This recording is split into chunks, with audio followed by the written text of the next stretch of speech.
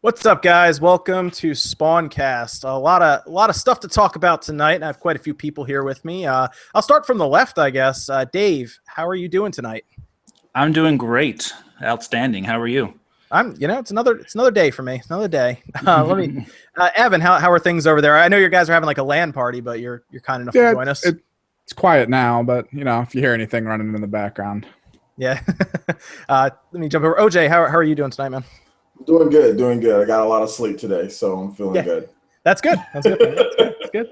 So, a lot of stuff happened obviously over the past 2 weeks because we actually could not get online last weekend because it took a while for us to get home from too many games. It ended up being a late night.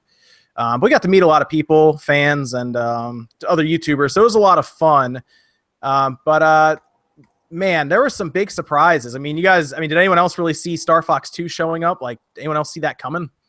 Not me. I don't think anybody did, right? A Super Nintendo Classic. We kind of knew the Super Nintendo Classic was showing up. I think Eurogamer kind of broke that story, and then Microsoft asked people about that in their survey, and then all of a sudden Nintendo shows up and they're saying, "Well, hey, Star Fox 2 is a part of it." Now, what games do you guys? What are your favorites on there right now? I know a lot of people were sad that Chrono Trigger wasn't there, but there's some good ones on there.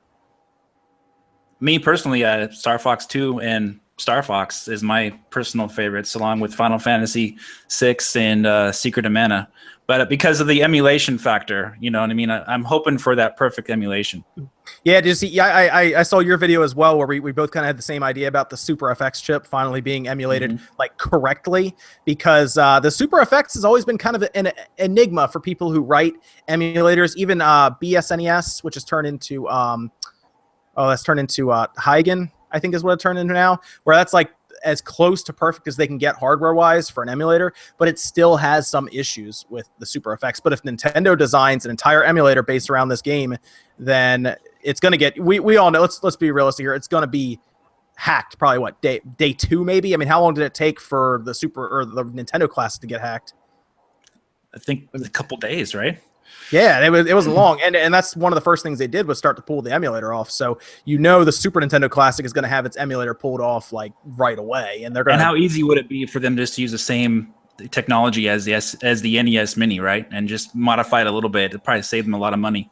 That's exactly what I said. They don't need to. The hardware in the Nintendo Mini is fine for the Super Nintendo games. People were running Super Nintendo games on it perfectly. It's actually that. What's really funny is a lot of people don't know this, but the Nintendo Classic is technically stronger in power than the Wii was, which is really funny. Yeah, that's true, actually. yeah, they were running N64 games on it, Super Nintendo, basically everything, but they didn't write an emulator for it, whereas Nintendo is going to write a specific emulator that's going to run that FX chip. It's going to be really cool because, well, one, did you see that Star Fox, you have to beat the first level to unlock Star Fox 2? Mm-hmm. Yeah, that is a cool idea. That's such a cool feature. Evan, did you see the list of games? Yeah, I saw the US and the Japanese list. The games are great. Nothing really stood out to me because they're all awesome. So it's like one of those great purchases all around. Yeah, the game's there. Mario RPG is on there. That's one that everybody wanted, and it's there. Yeah. So I saw the list, and I was like, well, but you, Evan, you were saying you might want the Japanese one. Just to get the rest of it, like Super Soccer and all that. You were happy to see Fire Emblem was there. Yeah, just because it's very... It's how the culture, I guess, between the two systems and the two countries work. Like, they're the ones that get the Fire Emblem style games, and then we're just handed like the regular Marios and such. But we got Mario RPG, so I'm pretty happy about that. Oh yeah, Mario RPG is great on there. What are you thinking, OJ?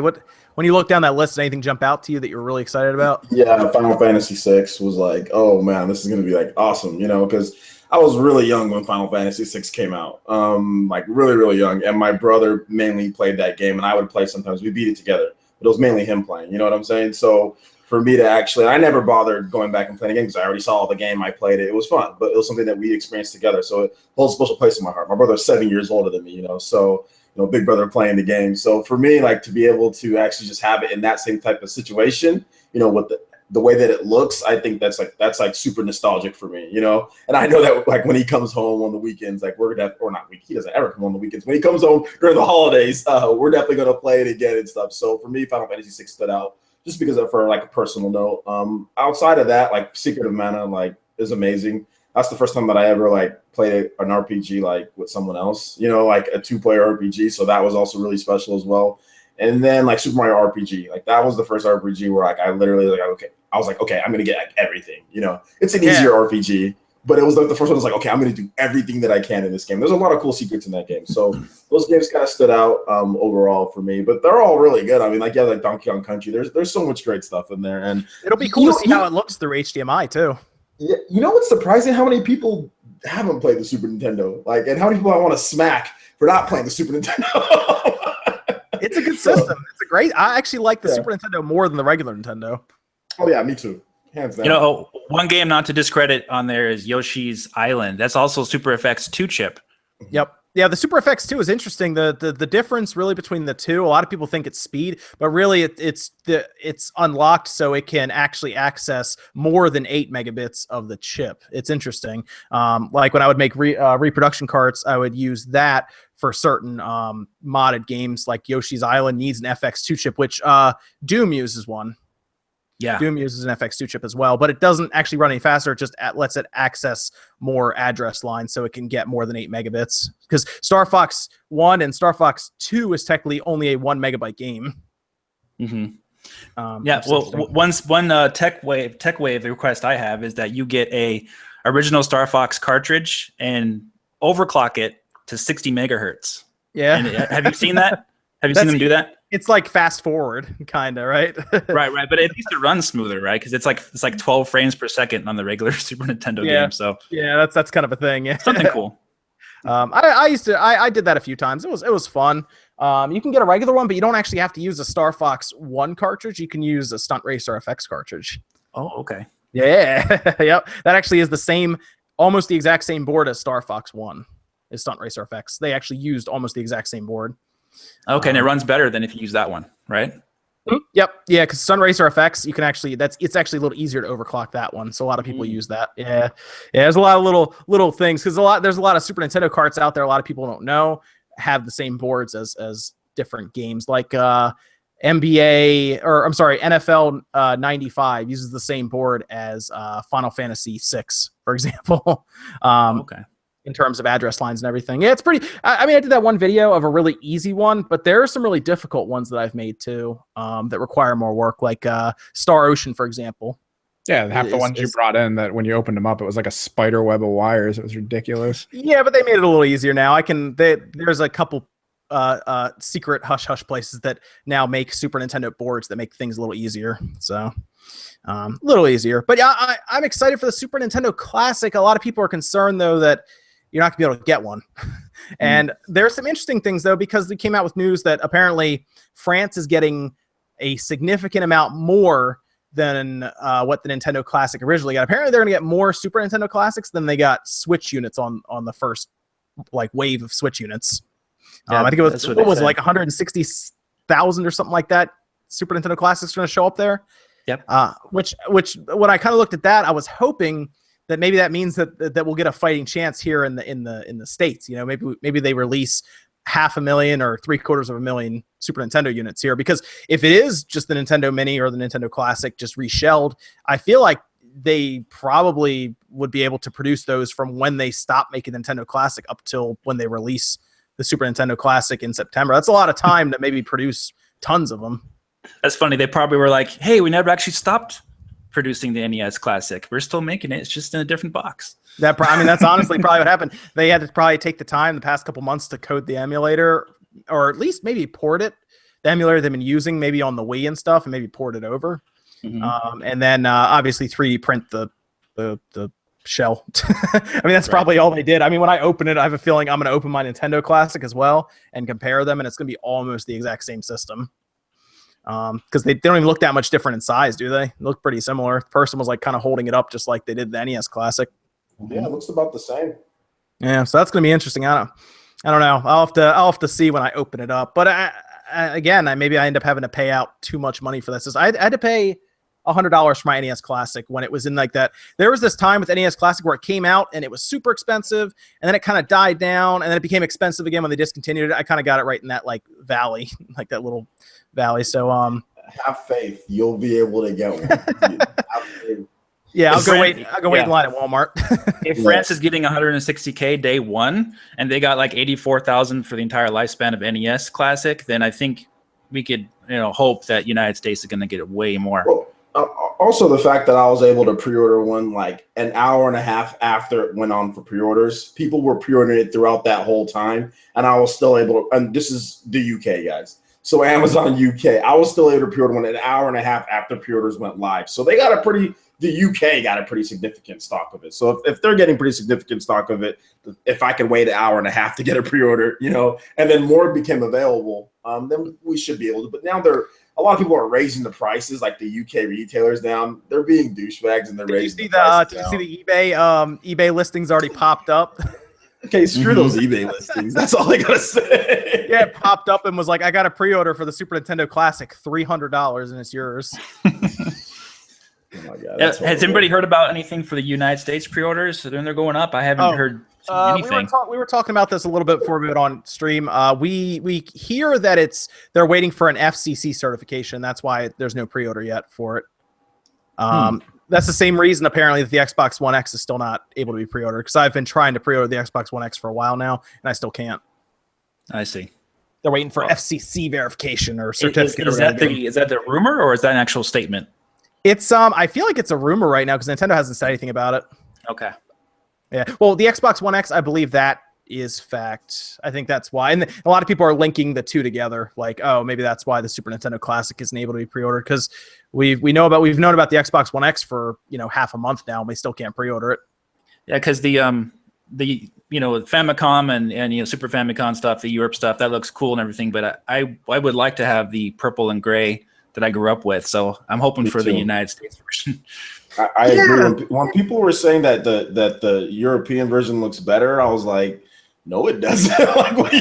Hold up here. No, it doesn't. A lot of people like the way the Super Famicom looks, which I can understand because it's more colorful. But I think everybody on this podcast right now grew up with the classic purple and gray. So I prefer the purple and gray because it's what I had. I still have mine over there. So I agree. I think it's Evan. I think you're probably the only one that likes the Super Famicom version more. No, I like the colors, but dude, it's still the classic. Yeah. 32,000 colors, man. Yeah, nostalgia is a powerful thing. I will say the box for the Japanese version looks better. Yeah, the box. Yeah, I agree. I just got the European one just because I was like, okay, let me just get this just in case. This is like backup plan, just in case, So that's the reason why. What's interesting is it doesn't come with a power adapter from what I was seeing. It doesn't. For the Europe and Japan doesn't. US will. Mm-hmm. So it's just like a micro USB cable. It's weird. Like you can just use your cell phone adapter. Yeah, it's that. But I guess that was the same thing for the NES Classic too. The European and the Japanese one didn't come with the power adapter either. Weird. I wonder why that is, because it's the same price. Weird. I don't know. Yeah, I guess they each make their own individual decisions when it comes to Nintendo of Europe and Nintendo of Japan. Yeah, that's true. Of America. That's true. I mean, technically, they don't have. I mean, they don't give you a power adapter with your 3DS XL. So, and that's obviously a proprietary adapter. Yeah, so I guess I think they gave me one though with the newest one, the 2DS XL. You get one with that one. Yeah, it's weird that we're happy that they're giving us a power adapter with our item now. I know. So you say, hey, we get a power adapter now. Awesome, right? Like, they took out the 3D. We can at least give you like a little power adapter to plug it in. Yeah, that's funny. I still want to. I'll probably end up getting one. I know I'm giving one away, but I'll probably end up getting a 2DS XL anyway because it's I don't know. I never really liked the 3D feature in the first place. I was kind of that guy. Yeah, I was that guy. I never used it. My brother uses it like crazy, and I don't know how his eyes are still attached to, still attached. But he blasted all the way to the max. I can't use wow, man, that makes you a cross-eyed instantly. Yeah, I know. That's what I'm saying. I don't know how he does it, but he blasted to the max. And he played Legend of Zelda. What was it? A Link Between Worlds, the whole thing. Wow, like 40 hours in that game. He played it all in 3 and was holding it like this. This is before the super stable 3D. He was holding it like this. And I'm like, you're crazy, man. Wow, jeez. I'm like in between. I play it for a little bit, 3D, and see how it looks, then turn it off. So it's like, yeah. I just keep 3D off all the time, and like I said, that's why I was really happy to see a 2DS XL because I don't use 3D, and apparently it's lighter, so I kind of like the way it looks too. It has like nice little look to it. blue neon. It's a bit lighter, yeah. Yeah, very good, very good. Okay. So we were talking to OJ about this, Dave, before we went on, and that's that. It looks like Mass Effect is pretty much done. It's over. Did you see the news that came out for it? It's over. What do you mean over? Maybe I missed something. I'll let OJ tell you. Well, it looks like the DLC, the story, like the major story DLC is canceled for the game. So, and that's combined with EA saying it's taking a break. So you get the cancellation of the story DLC, supposedly. Also, they're taking a break, and then most of BioWare's teams are working on Anthem. Working on Anthem. They kind of re-signed them, right? They've all kind of been re-signed in different places. And then the next Dragon Age game, and stuff. So yeah, apparently, I mean, everyone knows I'm a huge Mass Effect fan, or at least if you didn't know, now you know. So yeah, it's a pretty tough blow. So I was thinking that potentially, maybe this would be a good time for like a Mass Effect trilogy, like remaster within the next year or two. Just kind of show people what the actual good games were like, and don't leave the taste of Andromeda and everyone's, See, I like the first one a lot. Yeah. Well, was DLC promised before it was released?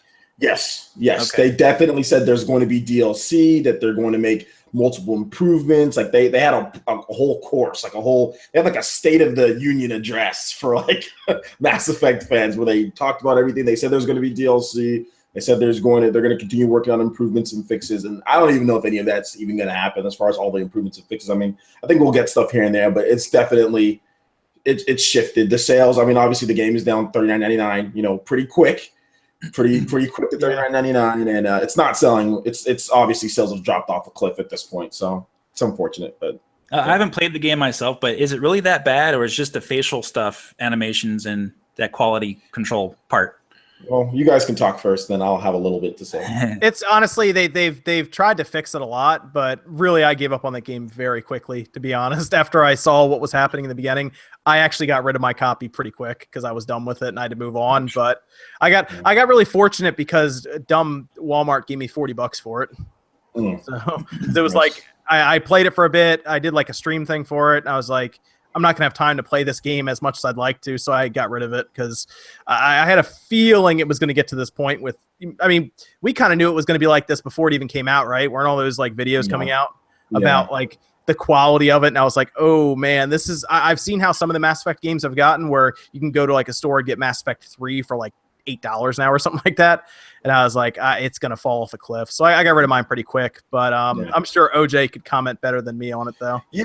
I don't want to take too long because then it'll turn into OJ complains about Mass Effect podcast. But the main problem with it is that, the other Mass Effect games were pretty cohesive when it comes to your main character, how you interact with the other teams, how everything looks. Obviously, it wasn't the best looking game, but it wasn't a bad looking game. But this game is somehow worse looking than Mass Effect 3 when it comes to the animations, when it comes to because you're spending a lot of time looking at the character's face. That's what you do in Mass Effect. You're looking at their face. And when they're so bad and she's so ugly, you know what I'm saying? Like, she doesn't have to be ridiculously pretty, but she's just the goofiest, derpiest looking character. She does that weird thing where like her face is like, yeah, she's just like she's like a weird cheesy smile. She's just so derpy and stupid looking, and then you combine that with just like awful animations, like walking, and just weird combat balances between combat, just menus upon menus of combat options. Like you can pick everything. Usually, like it's like class based, right? You can pick this class, then you can do replay value based on that. They're just say, hey, you can do everything now.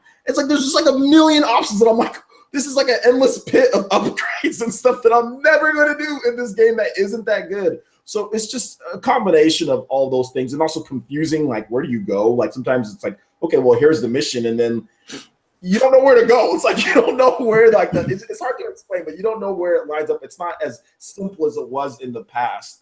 And the story's dumb. The Reaper story is much better than this. This Pathfinder thing is stupid. It's stupid.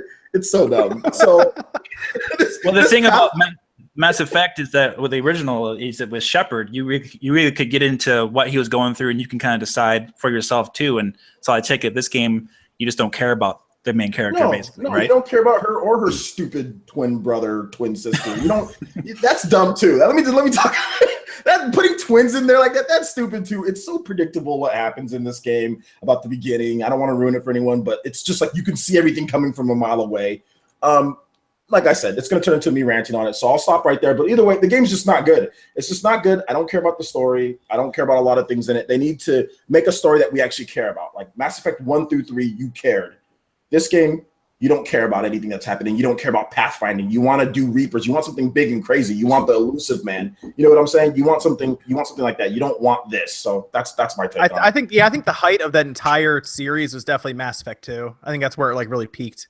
So it kind of fell down after that. 3, a lot of people didn't like the ending, and then of course Andromeda kind of turned into what it is. I mean, Evan, you only played the first and second one, didn't you? Yeah, I stopped at the second because I looked at the news for the third, and the whole issue with the writer changing from the guy that did the first one and then co-oping in the second to just the girl who immediately in an interview before the game even dropped said she hated sci-fi and didn't really want to write for it, but it's a job. It was like, I don't want to touch your game right now. Oh man! All right, that's not a good sign. All right, let's talk about some of the stuff in the news for the Switch. There's some interesting things that happen. Did you guys get a chance? Well, I assume you guys did. You guys saw the investors meeting stuff, didn't you? Mm-hmm. This stuff put me to sleep, but go ahead. Yeah, you can talk about it more. I didn't find anything really too interesting, unless you guys found something interesting in there. Well, some of the questions were really dumb. There was one where they asked if they could get super passes to Super Nintendo World, and that just seemed like the dumbest thing to ask when you're face to face with that dais of like Miyamoto and Kinishima over here. You got like basically everyone that's important in Nintendo in front of you, and you asked, instead of asking about games or hardware or plans for the future, you ask if you can get super passes to Super Nintendo World, a Universal. I mean, quick line.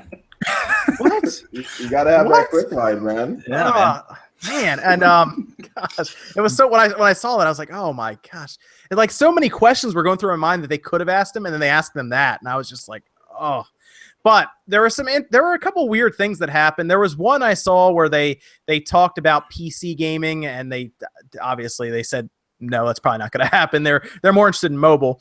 And then they talked about Virtual Console being more than just software. They talked about it being hardware. Did you guys see that too? Where the question was about Game Boy Advanced Virtual Console, when that's going to show up to the Switch, because obviously it's on the Wii U. And they do this weird diversion thing where they, instead of just saying, oh, it's coming, or we're thinking about it, working on it, for some reason they decide to bring up the Nintendo Classic as being a form of physical, which kind of caught me off guard, because if it didn't seem like that, it almost seemed like it was kind of out of left field where he pulls that in, and that kind of made me think that maybe instead of N64 Classic coming up next, maybe it's the Game Boy Advance Classic. They actually make an HDMI system with just Game Boy Advance games. Yeah, I don't know if I would be excited about that. I mean, Really? I had the Game Boy Advance adapter for the GameCube, and that was great at the time. But Do you still have that? I don't think I do, unfortunately. Oh, I wish I did. That thing's kind of rare now. I know. I wish I had a lot of my old stuff, but still. But yeah, I don't know. Yeah, that was weird. Yeah, but I could see why they would say that, since they're releasing the SNES Classic pretty soon. They'll say, well, VC is part of our hardware too. Now buy the SNES Classic. I can see why they would say that. It makes sense. Okay, yeah. I'm trying to figure out. I mean, are they really going to go Nintendo 64 next, with how bad the emulation is for that right now? Computers have a hard time with N64 correctly. There's so many like weird graphical glitches. Yeah, you can play a lot of the games, but they don't look very good, and they don't always run the best. GameCube emulation is much better than N64, and there's so many weird things about the Nintendo 64 when it comes to emulating, when it's like the thing had like built-in anti-aliasing that makes everything look kind of blurry, and there's so much stuff to that.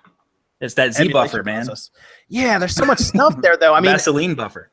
But like the Game Boy Advance emulation along with Game Boy is so easy. Like that seems like something they could easily throw like a bunch of games into the Game Boy Advance. And my thought was, if they do that, what if they did how they did with Star Fox 2? What if their big poster game is Mother 3?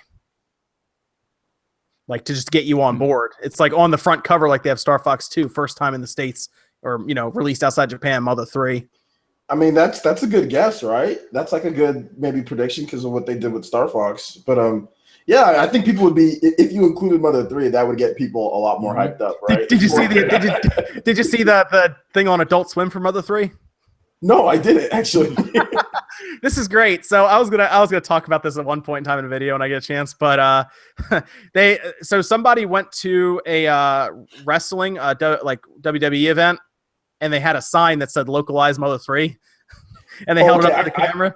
I saw that. I didn't know it was Adult Swim though. Adult Swim aired like a 30-second advert thing. You know how like you're watching like a show, and then instead of a commercial, it goes to like a black screen and white text, and they're talking about something. Mm-hmm. One of the things was like it basically narrates the entire thing, and then it pops up, and like the Adult Swim narration's like, I think it's time, Nintendo. People are taking signs to like wrestling events saying "Localized Mother 3," and they're like and they basically say Nintendo Localized Mother 3.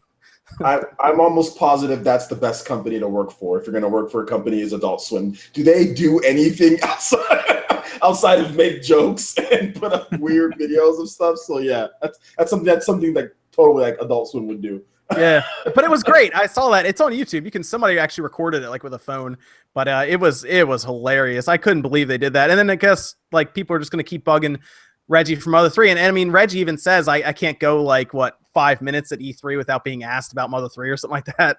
Didn't Nintendo make the Robot Chicken guys do the E3 from 2014? Mm-hmm. Yeah. So they know each other. They're with Adult Swim. Yeah, they know. Yeah. Mm-hmm. Yeah. So they're like, what about Star Fox? What about Metroid? What about Mother 3? And he's like, well. I feel like Mother 3 is something that they know they can get a ton of sales out of. So I don't know, if you do a Game Boy Advanced refresh, why not have that as like the Star Fox 2 of that thing? Great idea. Yeah. So that would probably get me to get it, because I'm not big on Game Boy Advance. Like I just don't think the Game Boy Advance. I mean, I think it's great for people that liked it, but just for me personally, I'm not a huge on Game Boy Advance. So, but if they did that, then I'd be like, yeah, I'd be more inclined to get it if they did something like that. My favorite Game Boy Advance games were always the Castlevania ones. They were excellent. Fantastic. They were great. Aria Sorrow, yeah, oh yeah, those were awesome.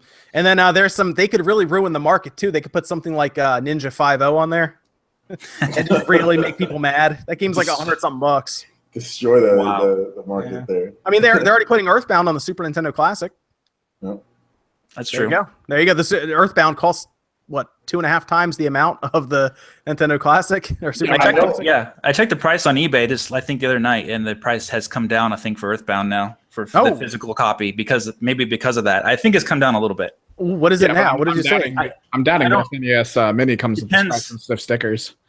Yeah, it depends on what you're looking for. Like if you're looking for the one with the player's guide, obviously it's going to be like really expensive, but the cartridge itself, I think, is not quite as expensive anymore. Oh wow! Yeah, it used to be $200. It used to be $200. That was like the minimum for it. Yeah, let me check. Let me see. But yeah, Too Many Games. I saw a couple of them. We saw a couple of them where they had like the big box with everything with it, because that game came in a massive box. I know there was back when Metroid Prime Trilogy, when they released like the digital version of that on the Wii U, the prices for that went down significantly. Sure. So yeah, I could have had the same like ripple effect, but I'm looking at the prices now. It seems like it's kind of going back up. But at one point, I remember the prices were up to like almost $200 for Metroid Prime Trilogy. So wow, geez. Yeah. I used to have like 2 copies of that game too. Yeah, I know. I bought one for 20. I still got mine, $20. I bought it for $20 at Best Buy. Nice. They're probably just trying to fire sale and get rid of some of their games. Then, oh right? Yeah, because they had a bunch of unused copies there at my Best Buy. There was like literally like 7 or 8 of them when I went there. I was like, they just said $20. I was like, all right, $20. They have a Earthbound cartridge on eBay. It says for $24.95 used. So I don't know if that's real though. That can't be. That's probably you can make the. Believe it or not, people don't know. Earthbound is actually not terribly hard to make. But believe it or not, Earthbound is one of the few games that has piracy protection. Actually, we'll check. That's a fake. That one right there. I see it. Okay. I see it. Yeah, reproduction. But Earthbound has piracy protection, and so does Super Metroid. Yeah, what they do is they check the amount of RAM on the board, and Super Metroid will tell you, it's like, hey, you cannot play this game. You need to go take it back to wherever you got it from because it's fake. But Earthbound is awesome. Do you guys know about Earthbound's anti-piracy stuff? No, I haven't heard about it. What's the details? There's a bunch of checks in Earthbound where it will run a check to see if you're playing on a pirated cart, but it will never stop you. It'll just let you keep going. And then in like the last 3 hours of the game, it gets impossible to beat. So that they never let you finish it. Yeah, you can play through most of it, but you get to the end and the enemies have infinite health, or they do infinite damage when they hit you, and you can just never get past it. I think at one point, if you get to a certain point and they kill you, it actually erases your game. Oh my gosh, that is amazing. And it comes up with a screen and is like, don't steal games or something like that when it happens. Oh, wow, I gotta look that up now. It's pretty funny. Yeah, there's a lot of checks with that game. It's actually really funny. I ran into this when I actually tried to make there's a couple mods for it where they have uncensored versions of it, like uncut. There's one called like Earthbound. I want to say it's just called Earthbound Uncut. And that it triggers all the time where it'll come up. So Earthbound for adults only. Yeah. Well, like they did stuff like they put it's weird. What did they have to take off? I think they put crosses back on the hospital or something like that. And then there were bars instead of coffee places. Yeah, that's right. Yeah, there were some like little things. One part, Ness is completely naked, but in the it's his dream sequence. But in the American version, they put pajamas on him, stuff like that. But it's pretty funny. Yeah, it's a cool little feature. Well, cool is relative, I guess, depending on who you are. But it was a funny feature, I think, at the time. It really messes with people. So let's talk about a kind of a more sensitive topic, but let's talk about the Nintendo Switch a little bit, within reason.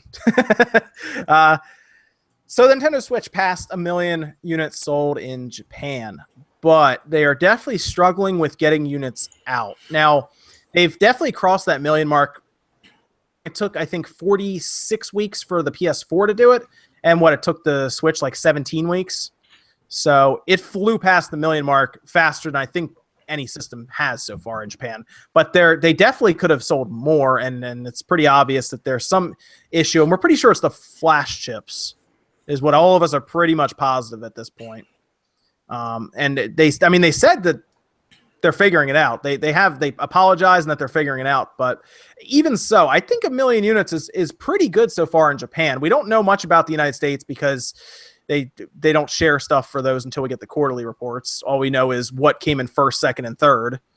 Now, did Nintendo actually publicly say that they were having those production issues as far as what you said about the Flash thing? No, the Wall Street Journal did a whole insider thing and found out all of this stuff when they talked to the manufacturers like Toshiba, where Toshiba basically came out and said there is a shortage for flash chips, and we do business with Nintendo, we do business with Apple, and they were talking about how they're both putting in bids for certain amounts of chips.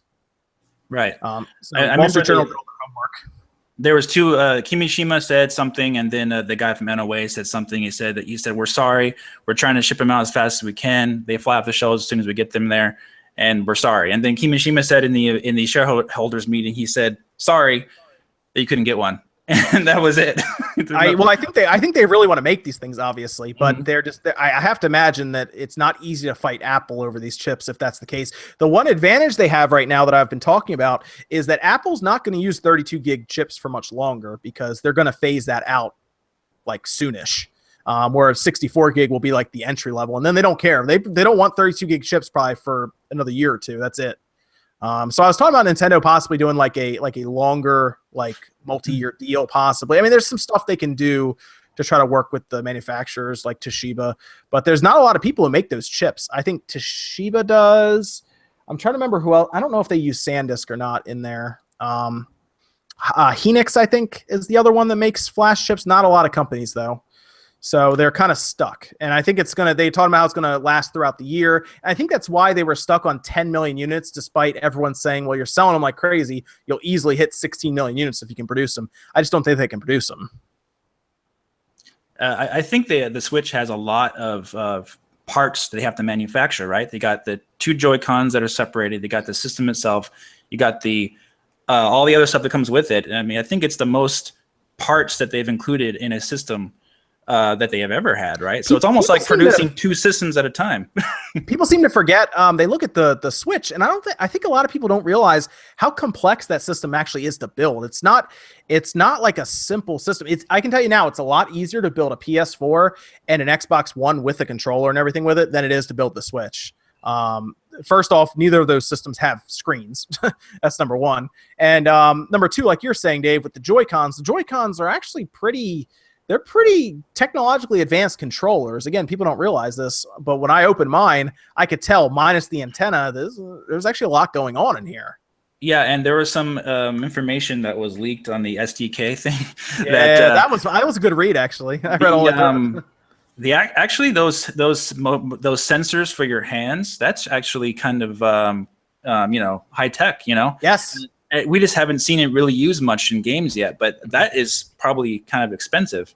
The rock paper scissors stuff where they were showing that off a little bit. Yeah, that's actually really cool. It could be the case where that technology in the Joy-Cons is not quite volume level as far as them able to produce like 10 million at a time. Maybe they have to take a little bit longer to get that going. Well, they probably have to find somebody with a really good idea for it. I mean, sure, they did the rock, paper, scissors kind of stuff, but they're probably looking for somebody who's going to show up with like a really cool... I don't really know what you really do with that in a mainstream game. I'm sure Nintendo can figure something out because they're very imaginative, obviously. I just don't know what you would do with that, like, right off the bat. I have a hard time thinking of some creative stuff. That's something Nintendo, is good at, right? They're good at getting that kind of stuff going for... something innovative like that. It's just that we haven't really seen that much yet besides 1-2 Switch, but that technology is really cool, actually. It's really cool. I'd love to see more use of it in the future. But I could definitely see that, there's so much technology going on there and so much stuff to produce that, yeah, all that you get in the box, that's a lot, it's like it's produced. You think about PS4 and Xbox One, they got the console and the controller and a little headset. You're done. And you got the Switch. You got like how many different parts you got there? Like 6. That's why so many people remember a lot of the third parties and other people that were kind of like, I think Konami even said it. They were surprised with how cheap the system actually was when they revealed the price. People were all like saying $250, $250. But when I was looking at it initially, I was like, I mean, they got to put a dock in there. There's got to be a power adapter. There's got to be obviously a system with 2 Joy-Cons. I don't know if it's gonna be that, and then 300. But even at 300, some of those companies were really shocked at how cheap they got that system to be. And I have a feeling the Switch is a system that Nintendo probably, they still make money on it, but it's definitely their least profitable system if I had to take a guess. It's hard to say, because I think the technology they're using in the hand gesture thing, I think that's licensed from another company, if I'm not mistaken, right? Yeah. I think they're using it, so they may be paying extra for that as well. So yeah, they may not be making too much profit on it. Yeah, it's interesting. They just crammed a lot of stuff in there, and it's going to take people time, obviously, to use it. But let's jump from that real quick, and let's jump over to what I see a lot of people. It's a very controversial topic right now about the Switch, and that of course is third-party support, right? That's the one that'll and I will say third-party support.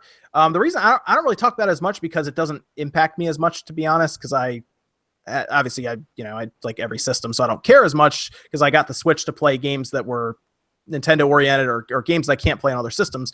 But I do see a lot of people who are really like back and forth on the whole third party thing. Dave, I see you on one side on Twitter, and then obviously OG I see on the other a lot. You guys kind of like clash at times on Twitter. Friendly, of course. No one gets like crazy or anything, but no, we're cool. Yeah. There are some people on there, I will say, on Twitter, not even YouTube, that get pretty crazy with it, right? They get out there sometimes. Well, there are guys that like to, kind of stir it up a little bit, and sure, it's just how it is. Yeah. So which is fine. I don't have a problem with anyone stirred up. It's just the name calling is when I'm like, okay, now I got to put someone on blast on Twitter. Like when you start calling names, I mean, it's the internet. I mean, it's amazing when people don't call each other names. It's like achievement unlocked. No one like cursed at each other. I think what it is when you type something, you're sitting there and you just type it and you're like, haha, whatever. But if you're actually talking to someone face to face, it's much better. It's really hard to do when you're talking to thousands of people, though. You just can't. It doesn't work that way. The other problem is Twitter limits you to 140. I can never get a point across or even I don't even try to conversate on Twitter as much, because it's like if I'm like 2 sentences in, I'm already out of characters. So I don't even try anymore to do any of that. But I'm getting kind of tired of it myself. Basically, I'm just retweeting stuff now and posting my videos. I mean, I'll still talk about stuff. I'll ask questions and things. But okay, so let's talk about this third party support thing. I do have an opinion on it, and I will talk about it. But what do you think, Dave? Oh, what do I think? Actually, I got a better idea. Let's start with Evan. Evan, what do you think about third party support in the Switch? Well, with with all the Nintendo stuff that's coming up, it's almost not as necessary, especially since a lot of the new AAA games, at least for the third-party type stuff, I'm not really that interested in them myself, just because it's the same recycled things. Ubisoft's coming out with another Assassin's Creed, but during the prior console generation, they clearly stated in the new generation we would start seeing more IPs, more fresh things from them, and we're not. So.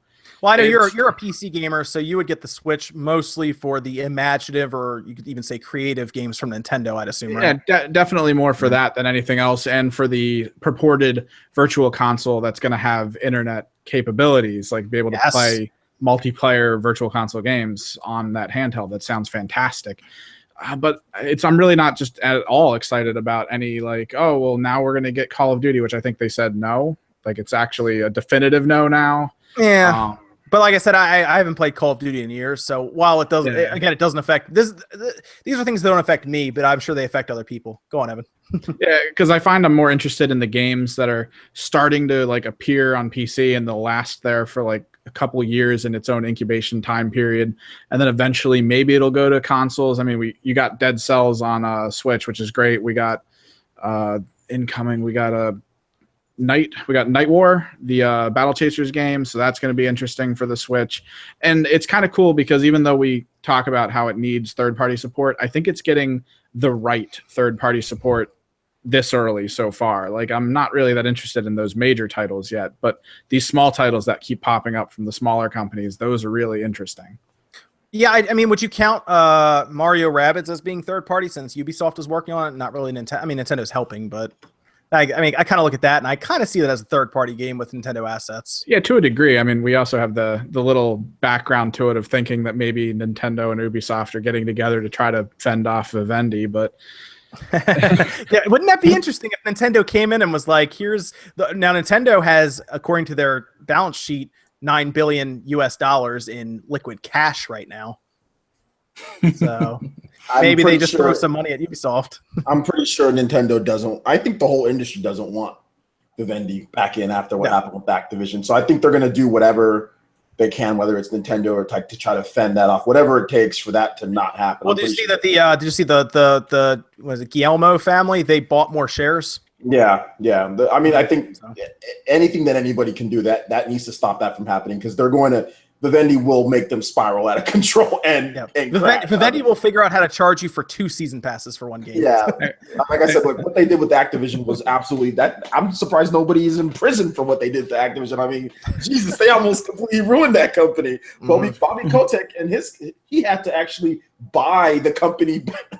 He had to buy the company that he's the CEO of. So I mean, it was just. It's insane. So what were you saying, Evan? Just so we're clear, just because chat's blowing up, the Dead Cell thing is still kind of a rumor, but it would be interesting, and I think that. I sent them a tweet, and they said they're working on it.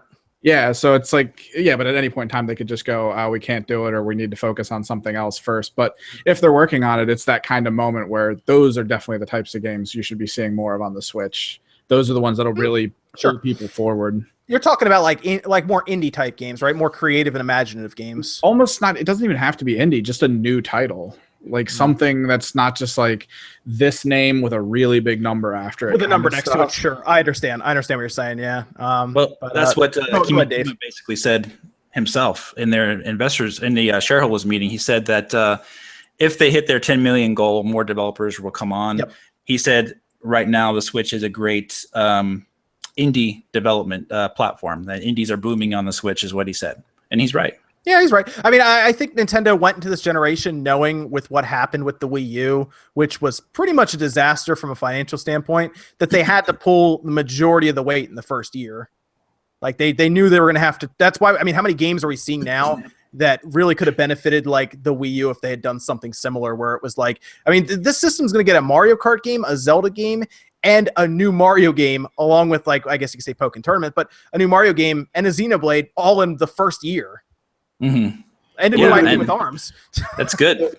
It would have been a completely different situation, because a month or 2 months after the Wii U launched, everyone was saying, "Where's the games? There's a drought." You know, even though there was a bunch of games that launched. There were a lot of games that launched, so. But they kind of, I mean, some of them kind of set themselves up. Like, wasn't Mass Effect 3 like the same price as Trilogy when it came out. Yeah, that was horrible. I talked about that game quite a bit back in the day. I was just at Walmart last week, OJ, and Mass Effect 3 on the Wii U is, guess how much still? $59.99. I'm like, are you kidding me? Serious? I'm serious. I should have a picture of it. Dude, my mother, there's the Walmart I have here. I went there. They have Metroid Other M for $60 or $50 right now on the Wii. Well, I can see that. That game's kind of rare, right? No, it's like $10 at GameStop. Is it not rare? It's not. No, there's Nintendo made a lot of those. Nobody bought them. Yeah. You might be thinking of the other one. You might be thinking of Trilogy, but Other M's like $10 at GameStop. But yeah, $60 for Mass Effect 3 on Wii U 5 years later. Are you kidding me? I'm like, what's going on? It's Walmart, yeah. I complained about that game so much. EA sent me a copy for free. Yeah, we're sorry. Here's the terrible game. Because I was just so mad. And they apparently someone across their team ran across my videos ranting on EA, and they're just like, "Hey, play it yourself. It's good." Yeah, it's probably less of an apology, more of a curse. Yeah, I know. Well, I mean, I played it. It's an okay port. I mean, as far as like the port compared to some of the other ones that came out, it's okay. Not quite as good as the Xbox 360, but it's missing quite a number of things in there. It's not like the terrible Black Ops 2 port, is it? I didn't think Black Ops 2 was that bad. I like Black Ops 2 actually. Well, Digital Foundry did a whole thing on it and showed like the Wii U version doing like 20 frames per second a lot of the times and stuff. It's like the single player, right? Like I think that's the thing, because I don't ever play the stupid single players in Call of Duty. The multiplayer is good from what I remember. Yeah. I think I did some videos with me and my brother playing split screen local, and then also playing the online, and it worked. And I know I played like with some of the guys that I used to be online with. We played online a couple times, and everything was fine. And the online, as far as maybe the single player was probably bad, but I don't play the single player, so maybe that's why I don't remember. Yeah, they did. You can check. I think it was in their Xbox One video where they showed the 360 version of Black Ops 2, the Xbox One version, and then they kind of showed a quick flashback to the Wii U where it was struggling with the single player stuff, just because apparently it wasn't designed well for that system, is what they were explaining it. On the aircraft level, it went down to like 28 frames per second in story mode. Yeah. Okay. Got a little choppy. Yeah. I bought the game for $8 at Best Buy, like like a couple of years later after it came out, because I didn't think it was worth $60. So yeah. So the thing I wanted to say about third parties is that basically that after what happened with the Wii U, myself personally, I'm concerned that they don't have that support, and they're not going after the support enough this early to get a broader range of games on their system. Right now, in my opinion, they're focusing a lot basically on Nintendo-focused content for Nintendo fans, and that's fine because it's a Nintendo console. But what I would have liked for them to do is to branch out a little bit more and get just maybe one or two of these AAA games if they could. Now, granted, we're seeing them say, some of these developers saying like, we can't even run our game on the Switch, so we're not going to bring it. Like, what is it, that rat game? They can't get enough rats. Yeah, it was a game I had never heard of until that point came up, and I was like, what game is this? And Rat Physics. Yeah, it's something with it's called like Plague or something. What is it? Plague or something like Plague, that? I think I got it here. What's it called? Plague. Never heard Plague of it. Tale, in instance. Yeah. I've never heard of it either until just then, like when it popped up on Twitter from Dave, you put it up. But they talked about how apparently the Switch wouldn't work to bring their vision to life, I guess, which is odd. I guess something about the rats on screen or something was giving them issue. I don't know. I have no idea what engine the game is running on. I don't know. It looks funny, actually. I kind of like how it looks. It looks kind of funny. But but I agree actually with OJ on a lot of points. I mean, they do have to create a install base to get more people on board. But I just would have liked personally for them to be a little bit more proactive. Nothing wrong with Skyrim. Skyrim is great, but why not be a little bit more proactive and go after GTA 5, for example, and get that on there? Why not? That kind of stuff. GTA 5 would have been pretty cool to have on the Switch, actually. I even though I've bought that game like 2 or 3 times now, it actually would have been a pretty cool game to have on the Switch. Yeah, I think Skyrim would do better, just personally, just based on the Nintendo audience. I just think Skyrim is a better choice. But I can definitely see how someone say, "Oh yeah, get GTA." But yeah, I mean, we'll see. Like if maybe one of these days they do get it or not. As far as with Nintendo, with the third parties, I just, like I said, I've said it like a million times. It's the consequences of Wii U. You know, like Nintendo really went after, like, a lot of people don't understand is like Nintendo actually had to go after all the developers to put their games on the Wii U like that. That wasn't, Nintendo gave them money, Nintendo courted them, Nintendo paid sometimes for advertising. Nintendo put a lot of money into getting the third-party support the Wii U got at launch and even into 2013. And it was just a complete failure. Like, I don't think there's any other way that we can, you know, say what went on. It was a complete failure. Like, I'm not even sure if half of these companies made their money back on the investment or whatever the case is, if Nintendo did. So unfortunately, you know, that leads to Nintendo and third parties saying, well, we need to follow, you know, like the Wii strategy or whatever the case is. Just build we need the best first party games and build the audience up as much as we can. I mean, it would be nice if we can get, like, you know, like Dave was saying, like a Grand Theft Auto or whatever the case is, but it's just the unfortunate side effects of that. Nintendo made a decision with Skyrim. Everyone was asking for Skyrim. They made a decision with like stuff like Bomberman. They made a decision with certain games. And Payday 2, strangely. Yeah, Payday. That was interesting. Yeah, but that's still kind of like almost an indie thing. I mean, it's a big one, but it's still kind of like that's that. Starbreeze. I think they're definitely an independent company. So it's, I mean, anyone can, like, you can pick and choose as far as what Nintendo should have done, what they shouldn't have done, you know, what games they should go after, what they shouldn't. But I think the biggest thing that we need to realize is that a lot of these developers definitely aren't going to release anything until they do see that base, until they see that there. And that's the biggest thing. A lot of people say, oh, well, Switch is selling. They should start just announcing. Switch still hasn't sold anything compared to PS4 and Xbox One. Yeah. It's still way lower than those systems. So there's got to be at least, you know, and like, not only that, but people have also seen, like, third-party developers from who I've spoken to have seen, like, hey, man, these people aren't buying our games as much. Like, okay, it runs a few frames lower in certain things or whatever with Wii U. That doesn't mean you shouldn't buy the game. You know what I'm saying? Like, we've seen the PS4 versions of games absolutely sometimes destroy the Xbox One versions of games, you know? Mm-hmm. Still means the Xbox One version sells. That doesn't mean the game should completely flop, though, right? You know, and I think that's the biggest problem, was that games completely flopping for running a few frames lower in certain situations or whatever the case is, even if it's still a solid game. You know, it's like, oh, well, that means nobody should buy the game, you know, or it should sell so bad. I think that's also one of the big issues, is just the stigma of Nintendo fans and third-party developers. These guys don't buy anything. You know, they'll buy a crappy Nintendo game whenever Nintendo puts out something that's stupid or bad, you know, very rarely, but they'll buy that. But they won't buy our games that's, you know, that's almost on par, you know, right there. So whether it's right or wrong, that's kind of like what they're thinking. See, a lot of third parties are waiting right now, but isn't it kind of interesting to think that because all the Switch owners right now kind of look forward to every game coming out because the system's so new? It's almost like if you're a third party and you put your game out earlier, like in the next month or two, for example, maybe you're one of the first ones on board, the attach rate for your game is going to be kind of high just from default, if really considered that way too. I agree. I think third-party developers, it would have been nice if more would have been a little bit more proactive, but it's also, once again, also Nintendo has to blame on that one with dev kits. Dev kits were even later than the Wii U, you know what I'm saying? And they had problems with Wii U, and that's a system that's pretty much on par, right? Like PS3, Xbox 360, Wii U, they're pretty much on par. Now you're going from a system that's definitely not on par, you know, so we're going, it's the other way now, you know, right. And then on top of that, it's a portable system too. So there's like other factors that also, yeah, there's a lot of factors that are very different from that made things actually easier for them on Wii U, considering all things considered, compared to the Nintendo Switch. So one of the things also is that the Wii U in general was a failure pretty much, and that was Nintendo's fault. I mean, the system itself, right? The system dropped in sales January 2013, and that wasn't third party's fault. That was basically Nintendo, because I mean the concept didn't grab people, the marketing didn't grab people, the people just didn't want the Wii U.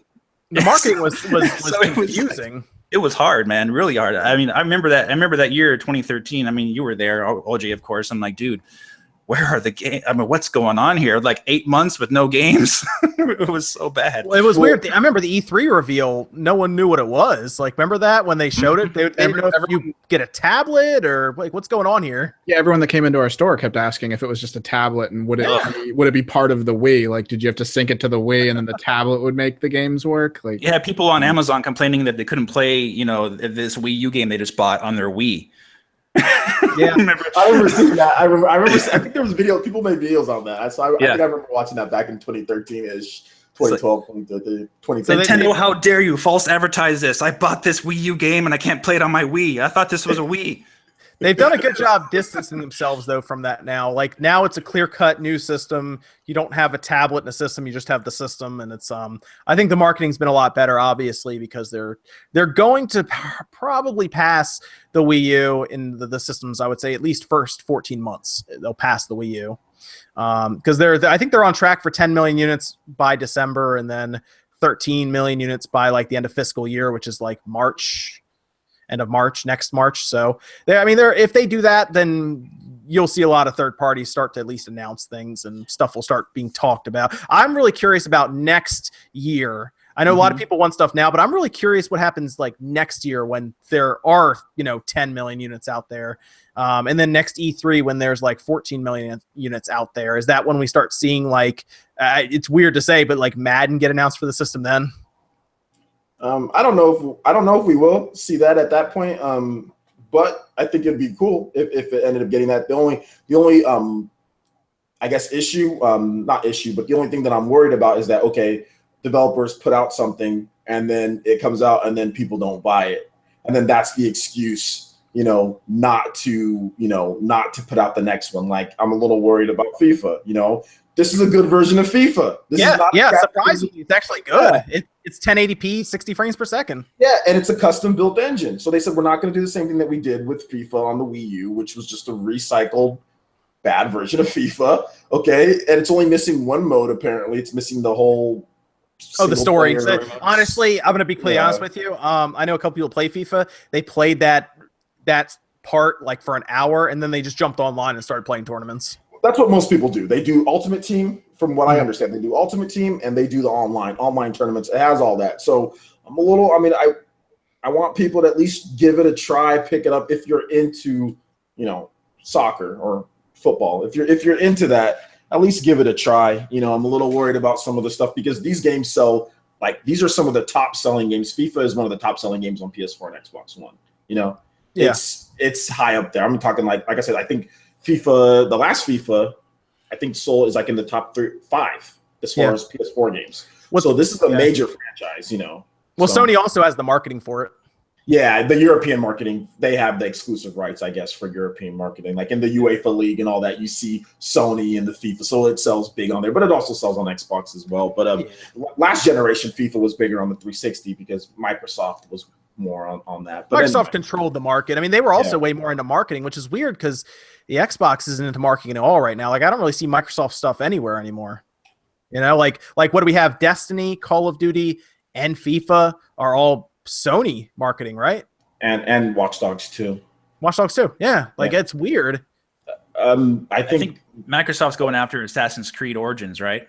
They're going to get that game, maybe? Oh, I'm not sure. Maybe not.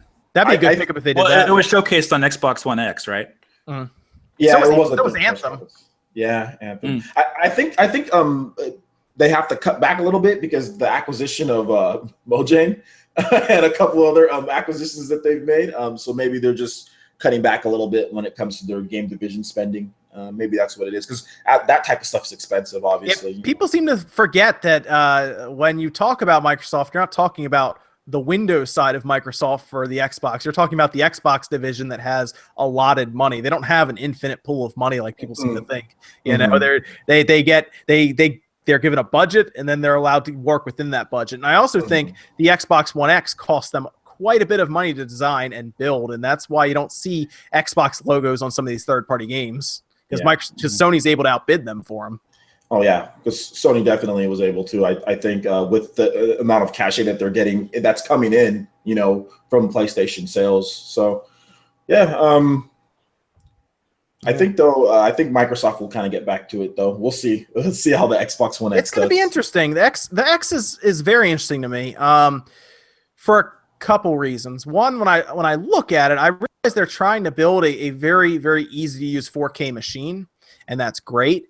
But on the other hand, it seems like they might understand before the system's even out that they're not going to sell like millions of these things. Nah. Maybe. Honestly, when I look at the Xbox One X and the lifespan that it's going to have, I think it might sell 2 to 3 million units in its lifespan. That might be overshooting it.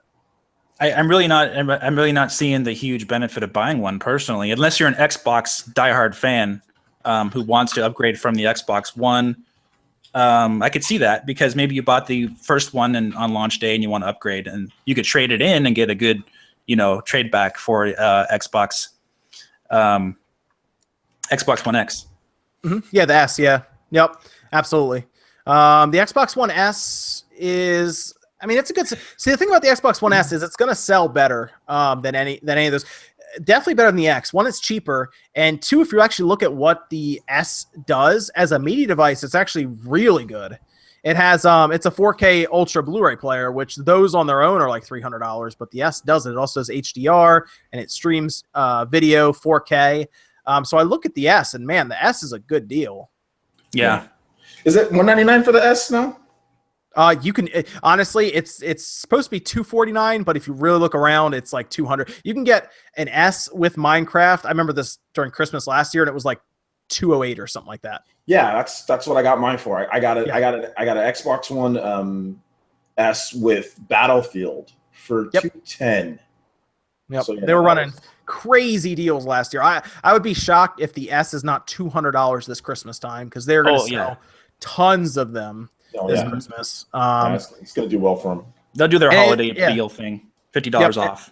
And it looks like a much better deal compared to the X that's $500 right next to it. So just by default, people will be like, well, I'll get the S instead. That's easy. Mm-hmm.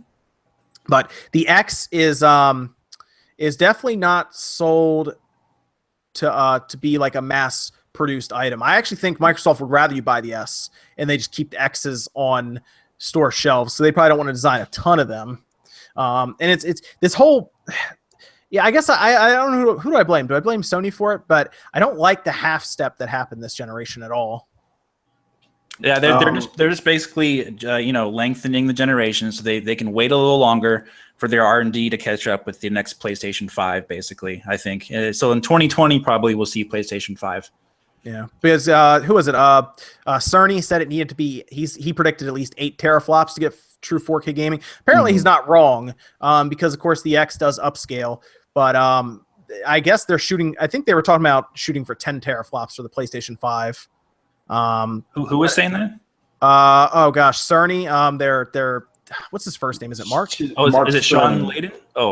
Mark Cerny, the chief technical officer for Sony. He designed the PlayStation 4 and the PlayStation 4 Pro, and said this about the Xbox One X. I think months before or a year before it came out, or when he heard about the 6 teraflops. He was being completely honest. It wasn't to be stand out. He's like, I don't think that's going to be enough, because obviously he designed the PlayStation 4 Pro. And he has a pretty good grasp of what you need for 4K. Well, I think he knew, because a lot of people will argue this with me at times again on Twitter. But the CPU in the X is not strong enough for what they're shooting for. That's why they had to have that GPU block built in for DirectX 12. If it runs DirectX 12, it has significantly less calls to the CPU, and it's fine. But if you run anything else, which most companies are going to run anything else because they're designing for the PS4 also, it's going to have to upscale because the CPU is just too slow for what's happening. The GPU in the X is very powerful, but the CPU is just not. And it's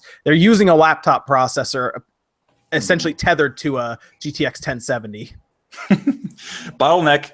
And that's a problem. People argue with me on this on Twitter all the time, but it's I'm just telling them what actually is in the system. So who's arguing with you that the CPU is not good, or it's not that it's not good, but it's the same CPU in order to have the backwards compatibility, right? That's what I'm guessing. Yeah. So who's arguing with you that the CPU is not strong enough when you like? The proof is there. It's yes, you can see the numbers. It's still a Jaguar processor. People tell me it's not. But you know why they say that, John, is because they read that Digital Foundry article and they said that, we did some magic with the Jaguar processing. When we made it do less calculations per cycle, and now it's amazing. But in actuality, I think that was just PR. Even Digital Foundry, when they did their video, the reveal for it, they talked about how it's still the Jaguar processor, but it has that GPU block essentially attached to it for less calls with DirectX 12, and that's great. That's why Forza 7 runs at 4K 60 frames. One, it's a racing game, which isn't the hardest thing in the world to do. but again, it's running on DirectX 12. That's why Crackdown, the new Crackdown is 30 frames per second. And apparently it upscales also, from what I hear. Anthem upscales. Even the trailer they did upscaled. Now, the Xbox One X, if you're a power user, is a pretty good deal. I mean, it's $500 for what is a strong system. That's not... Yeah, if you're looking to buy like a gaming PC, it's going to cost you $1,000. So that's a good option if you're going that route, right? If you're looking for a gaming PC with no exclusives. I mean, some exclusives. Yeah. And also, I think another thing about the Xbox One X is the fact that, for years, everyone made fun of Microsoft, right? 900p.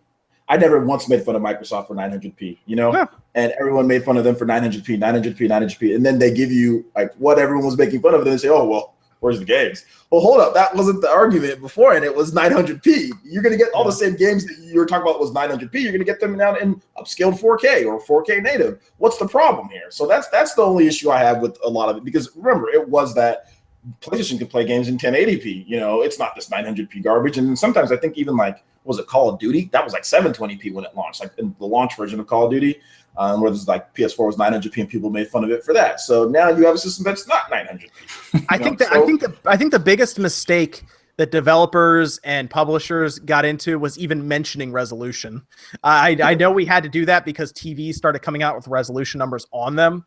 But that was the biggest mistake we ever made, because before resolution, we talked about bits, right? No one knew what bits were. And then it didn't come up as much as resolution. Even bits didn't, because people saw when the Atari Jaguar came out, and that was 64-bit, and it was terrible. And the PlayStation 2, when people saw like, okay, well, 64 bits, but PlayStation has like all of these games. Yes, they take 10 years to load, but they have all of these games, And well, even the PS1 was a 32-bit console. Yeah, yeah. So I mean, even like the 64 had more. People didn't care. People were just like, well, I can play all these games on this PlayStation, like all these RPGs, all this stuff on here. So PlayStation did really well. For Xbox One X, I think they overhyped it a little bit. Microsoft months beforehand with showing off Forza and 4K 60 native ultra settings. They're like, oh my gosh, that's like GTX, 1070, and all the games are going to be like this. And no, so now it's like $500, and you get the same checkerboard rendering on most of the third-party games, just like PS4 Pro, which is $100 less. So I could see the disappointment settling in after E3. It's weird to be disappointed about numbers on a screen, right? Because I'm going to tell people, like I always tell them, if you can notice checkerboard rendering to that degree, you are not playing the game. you are pausing and you're getting your tape measure out or your magnifying glass out. If you're playing on a PC screen, like you're like 1 foot away, maybe you could see something, but not on your. Then you're TV. Like, if you're playing Overwatch and you get mad because it's checkerboarding, you're probably losing a lot. It's because you're not playing the game, right? You're not paying attention to it. Like when I saw Mario Odyssey, I heard that it was 720p. Because Dave, you were mentioning that there were jaggies and stuff, but. Like mainly in the New Donk City. In the other level, it looked a lot better for some reason. Well, Digital Foundry did a whole thing on that too, because they went there, got direct footage. But I look at that game and I'm like, man, the art style is so cool. I don't care that it's 720p, right? And that's kind of what it comes down to. I think I would have so much fun with that game that I would barely care anyway. You stop caring what the resolution. Like I have an Xbox One and I have a PS4 and. I have games that are lower resolution on Xbox One, and I play it. It's fine, I've seen the PS4 versions. It's not when you play the game, it's like whatever, It's not. It becomes irrelevant, at some point. So I think that's the biggest thing, and I think most people understand that. It's the vocal people that are so crazy about the resolution and stuff online. So I think that pressured Microsoft also into doing this. But I think it's a good option because if you're like a hardcore Xbox gamer, right? Like you're a hardcore Xbox gamer, like this is a good option for you. You play all the third-party games. You can trade in your system and just get this thing and get all of them in the better resolution and all of that for your 4K TV. And that's who it's for. And it's for the hardcore Xbox dudes. Yeah, and it does automatic super sampling, I think, for every game, which is amazing. I do like that. I think that's cool. Yeah. People don't realize how impressive that is. If you have a 1080p TV and they even take like an 1800p image and scale it down, it's going to look awesome on your 1080p screen, And it's like I don't have a 4K TV, but I still want the X for that reason. Yeah, it's like I said, it's great for the hardcore Xbox guys, and that's what it's for. I don't see why people are getting. I don't see why so many people were upset and trying to compare it to other. It's just another option. You don't have to buy the option. It's just another option for people to pick up, and it gets rid of the whole 900p thing. You know, like I said, you trade in your system, you don't get it for $500. It's cheaper. You'll get it for like 300 something. So to me, it's good. That's not a bad thing. You know? Yeah, the reaction was interesting when they first announced it. The reaction was like overwhelmingly negative, like from everybody seemingly, and they're I don't know, like what were they expecting? I mean, I didn't expect it to be cheap. I didn't expect it to be. People, you know what I mean? It's like going to be $400. It's the weirdest thing. They want 4K, they want all this stuff, but then they don't want to pay money for it. Look, $500 is cheap as it is, but like I've been saying $500 since they even talked about it last year, and I'm like 500. It was like 400, and then someone said 300, and I'm like, what? I don't understand. Like, it's weird. I mean, people want 4K, but they don't understand that it costs money. Now, if you don't want to pay a lot for 4K, wait 6 years. Yeah. That's when it won't cost anything. It'll be like 1080p is now, where you can get a video card that is like middle of the road that just crushes 1080p for your computer. In 6-7 years, video cards will be middle of the road and they'll crush 4K, and we'll be talking about how these consoles are upscaling to 8K. Yeah. Right. Technology moves quick. It's just the matter of the price. That's all, just coming down. But I mean, I got a 4K TV for really good price, so I think it'll become more common. Yeah. Also, I've been looking at 4K monitors, and man, the refresh rate on some of those is absolutely terrible. Yeah. like some of them are they're like 16 milliseconds or something. I'm like, what? Yeah, I got a 4K monitor. The one that I'm using, I got a Samsung 4K monitor, but the refresh rate on this is actually good. It almost costs, it's only 28 inches, but it almost costs as much as my 4K TV. So yeah, they're expensive, man. Yeah, to get a really good one, it's expensive, but sometimes it's worth it depending on what you want. I'm looking for one that has like HDR and 4K and all the extra stuff, and I'm waiting for one that's decent. Yeah, I might wait till like Black Friday or Christmas time. I don't know. Yeah, just wait. Otherwise, you're gonna spend too much. I mean, at this point, there's no point in getting one now because Black Friday's right around the corner in a bit. So. Yep. Hey, people talk about Samsung being good. So. One more thing about Mass Effect 3 on Wii U. OJ sent me a link to the Walmart online. You can buy it for $12. Oh, nice. I'm talking about the one at my local Walmart here in San Diego. I think that is the one from 2012. That's why it's still $59.99. Oh my gosh! Nobody bought it. Nobody bought it. It's that same copy here. They never changed it. They haven't changed nothing. No, sometimes that happens though. Like at Walmart, there's some outdated prices like that you wouldn't find in your. Because I've been to San Diego because I have a bunch of my friends that went to San Diego State, so I've been there, and I'm like, wait a minute, hold up, why is that price here? Like at my Walmart, it's completely different. So exactly, I think that's what's going on. Yeah. But I'll get. I like I said, if I mention anything about the Xbox One X using the same CPU or upscaling, it's overwhelmingly negative responses. But that's the way it is. I just told them what's happening. If I tell somebody with the Switch in the Switch community that a game's going to be 720p or it's upscaling, no one gets mad because a game like Mario Odyssey looks fun. I don't know. Yeah. Well, I mean, also if they put Ryzen, in that thing. The newest CPU, it would be like $600 or $700. Who knows? And then they'd be mad about that. Exactly. Mm-hmm. Just buy a PC. It's a sticky situation. There's really no way that you're gonna make everyone happy. But I think that the hardcore Xbox dudes are happy because they're gonna trade in their system. They're gonna play it on their 4K TVs. They're gonna get it for Black Friday, whatever the case is, and they're gonna be happy because now there's no more 900p. Now you can play Final Fantasy. 14 or 15. Sorry, there's no 14 yet. Final Fantasy 15 in the highest quality. They're gonna support that. They're gonna support Gears with the 4K. They're gonna support. Did you notice some weird wording though with those 4K updates?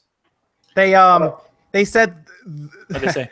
They said they're gonna make. Don't worry, guys. They're gonna make free 4K updates for you. And when I saw that, I was like, "Oh, that's cool." And then I thought to myself, I was like, "They're not gonna do any paid 4K updates, are they?" I doubt that. They just want to make sure they let everyone know that it's free. I heard that, and I was like, that's an odd thing to say. I hope that's not the case. Yeah, well, I don't know if Microsoft would do that. For Xbox fans, the what's really cool about the Xbox One X for Xbox fans is the backwards compatibility. Yes. And with the OG Xbox as well. That's I was so excited. Cool, I was talking about that actually before E3, and I was like, man, it'd be great if they used original Xbox games on the system and just had it as an all-in-one. Like it's the only system on the market that will play every game from its generation in physical form. I mean, I think they're doing physical form for the original Xbox. I don't think they really talked about it too much. But is it going to be like the software emulation though, to where it has to add the support? Then you get it. Oh, yeah, sure. It's that, right? Okay. Yeah, I think you put the disc in and it takes the game.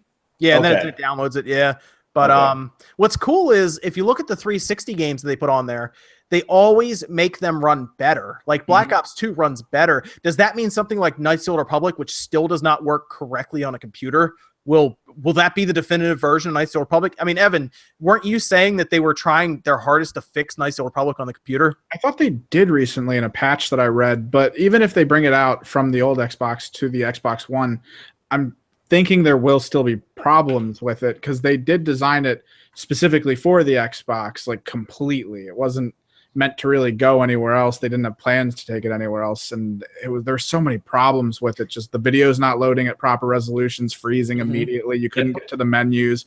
Like, it was just not designed for anything. So to get around it, the amount of work they have to put in, but I'd have to look at it again to see if they actually did finally patch it to work. Dude, there are some wizards over there. They figured out how to do multi-disc games on the Xbox, on the Xbox One. That's some impressive stuff. Yeah, so if they have achieved the patch that makes it work properly on PC first install, then it will most likely definitely come there and probably be smoother. Yeah, I mean, that could be like the frame rate would get kind of bad on the original Xbox with Knights of the Old Republic. I remember that. But man, if that's like the definitive version and I can actually use my Knights of the Old Republic disc again for the Xbox at like 4K on the Xbox One X, that would be kind of cool. Did they release a sequel on Xbox as well? Sith Lords, Knights of the Old Republic 2 Sith Lords, I think, yeah. Okay. Yep. Nobody liked it. No, I'm joking. No. It wasn't as good as the first one. Dave, did you play through the first one? Yeah, I loved it. Okay. The first one had one of the best twists in the game. But the second one did not have something like that. Okay. Yeah. That's really what made the first one great. I don't want to say it just in case people have not played it, because it really is. It's like the Sixth Sense kind of twist. Yeah. Yeah, it's pretty good. I've played both of them. It's pretty good. So the PC version was not very good because it was stuck on 900p and all stretched out and everything. Yeah, and it wouldn't work on Windows forever. 7. Remember that? It like had a hard time on Windows 7. Wouldn't even launch. Yeah. When I bought it, I remember I bought it physically, and I had to check to make sure I had those. I think I had to make sure my CPU was at least 600 megahertz. Yeah, nice. I still have my I have my box copy around here somewhere. I know I still have my box copy of Jedi Outcast. I used to play that game a lot. Yeah, I used to play that game so much. Yeah. I played on the I think I played on the GameCube for a while, and then of course I had it on my PC. I played on the PC a lot. Just because the online was fun for it. Because you just push people off the side when they run around the corner. Those were the good old days. You could just go to Blockbuster and rent like 10 games. Yes. Yeah. Or I think I went there's so many video stores. I assume you guys had a lot pop up around you too. But I think we had like California Video was around me. And we could go there and we could actually rent an N64 with like 3 controllers and like 3 games for the weekend. And it was like $20. And that's we'd do that all the time. We'd have people over and we would just rent that. And it was awesome. We would actually go to like a baseball card shop or like all sorts of cards. And we would go there and you could like rent time. So like it was like a $3 for like an hour. So like you could, and we would just go there and just rent time to play a bunch of different games that they had there. And also like we had like Video City and all sorts of stuff where we'd rent games. I think I rented like every single Super Nintendo game ever made when I was a child. So because I mean obviously the cartridges were freaking expensive. Jesus. Yeah. Yeah. So, if you want like I remember I rented Chrono Trigger. This is from like an old mom and pop shop. And then I was like, this game is awesome. I want to buy it because it was like $5 to rent it for like the weekend or something. I want to buy it. And they showed me the price tag and it was like $110 to buy it. Yeah, dude, these games were expensive. They would gouge the prices up with like Chrono Triggers, Secret of Mana, games like that. Like those were $70 games back then. With inflation, obviously it's a lot more now, but they were $70 back then. But video stores would want to make their money back on it, so they didn't want to sell it. They wanted you to just rent it over and over again. And that's why they had the prices higher. They didn't want you to buy it. Yeah, exactly. They definitely didn't want, because they can make way more money. I mean, how many times did I rent? I rented Earthbound. I rented Earthbound like 15 times. Like that's way better than just buying the game, right? I used to just rent. That's what they wanted you to do. So. I rented Mega Man X3 like a million times too. So that, and what's sad is I actually had the chance to buy that game when they were going out of business for like $30, and I didn't. I should have. That game's like $200 something now. Yeah. Well, what's funny about those days is that they would return the game without the instruction manual. Yes. And I was like, well, why would you do that? You don't even have the game anymore. It's just so stupid. He was like reading them, I guess. I don't know. But you want that instruction manual? Man, bro, seriously. We would, so we'd rent an N64, GoldenEye, Mario Kart, and Smash Brothers. That was our weekend right there. Mm-hmm. That's a good weekend back in Yes. the day, man. It was it. That was it, man. You know, when you didn't have any other worries, you didn't have a job, you didn't have Didn't kids. care, It know? was just, this is what you're doing, and you're gonna devote your whole time and effort. And I think it was around the same year that Code Red Mountain Dew came out too. I think we just drank that and played N64 all day. So like, we're the same age. This is my way. So yeah, that was 2000-ish. You remember that? 2001, 2002. Yeah, that was such a big deal. Yeah. Yeah, when that came out, and N64s were pretty easy to get. The PS2 was at the time was impossible to get. So I remember we just did N64 all the time, and yeah, it was that some Code Red. And that was it. Code Red was like crack, dude. That's a dangerous combination. Hey, I have a question for you guys. What was your favorite mode to play in multiplayer for GoldenEye? I think we do Golden Gun, right? I think that's all we did. On what was that? There was a level where it was like the frame rate was terrible. It was like, but you're up in like the sky. The cradle. Yeah, we would just do Golden Gun all the time. I hated it, but everyone else liked doing it. I really like paintball mode because you just walk around and just paint everything. We would just do the standard like most kills, the death mode, whatever, you know. And then we also had like this 2-on-2 mode that we would make up where you go find each other first, and then you go and hunt out the other two people. So yeah, just the standard stuff was always just the most fun for me. Yeah, for me and my buddies, we would do license to kill, so it'd be one shot, one kill, right? And we would always be like, if you don't have a gun though, you can't go slap somebody unfairly. So you make sure you prove you have your gun, then you can kill them. But you both have to have guns first. No slappy. I'm sure that worked out. I remember we were Evan, do you remember when we were at the store back in the day, and who was it? Tyler and Kyle came in, and they said they got so into GoldenEye that they put pieces of cardboard up so they couldn't screen look. Yeah, the screen split stuff. Oh my gosh, dude, I remember that was a normal occurrence. That wasn't like a thing. That was a thing that happened to like a lot of people, like, because it was like, stop screen watching. Like, I remember there was almost a physical altercation at some of the parties that we would have. Like, I got pushed. I've been like had my head slammed against something with when I used to play with the older kids, and I used to beat them really bad, and they'd say, hey, you're cheating, right? Yeah, it was like hardcore. So it's like, how can it be cheating if you're both looking at the same screen at the same time? Yeah, you all have the same potential. We're both looking at each other and basing our moves based on the other person. Oh man. Oh, so that was then of course to be like, oh, I don't have a gun, and then you go and kill a guy anywhere, and everyone laughs. Yeah, there's no honor in that game. Right. I remember I had one friend of mine who he kept on getting mad if you took his guns after you killed him. I'm like, that's the whole point. Like, that's the whole point, right? Like, there's so many house rules and stuff people would make up with that game. It was funny. I think we ended up playing a lot of Perfect Dark. I think that was like the big one we really played. Definitely. Played a lot of Perfect Dark. Really because they had those like those co-op mission types too, where you guys could all work together against the computer.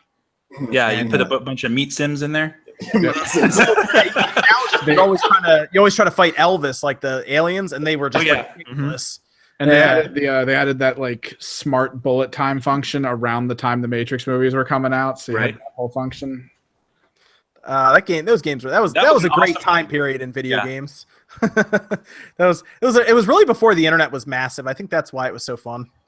Yeah, internet was just starting to get going. People were just starting to do like the chat rooms and online for gaming. I know IGN was somewhat established at that point. So I mean, weren't they called N64.com or something? What were they? They were like IGN 64. Yeah, like N64.com. But then they changed their name to IGN by that time, like the early 2000s or so. They had already changed their name. But like I don't know. But when I was in high school, like 2003, 2004, that's when it really started to get going, and then it picked up, obviously. Yeah, but that's when broadband started showing up, because I remember I had I was one of the fortunate households that had, because my dad did a lot of online work, so we had like 2 phone lines.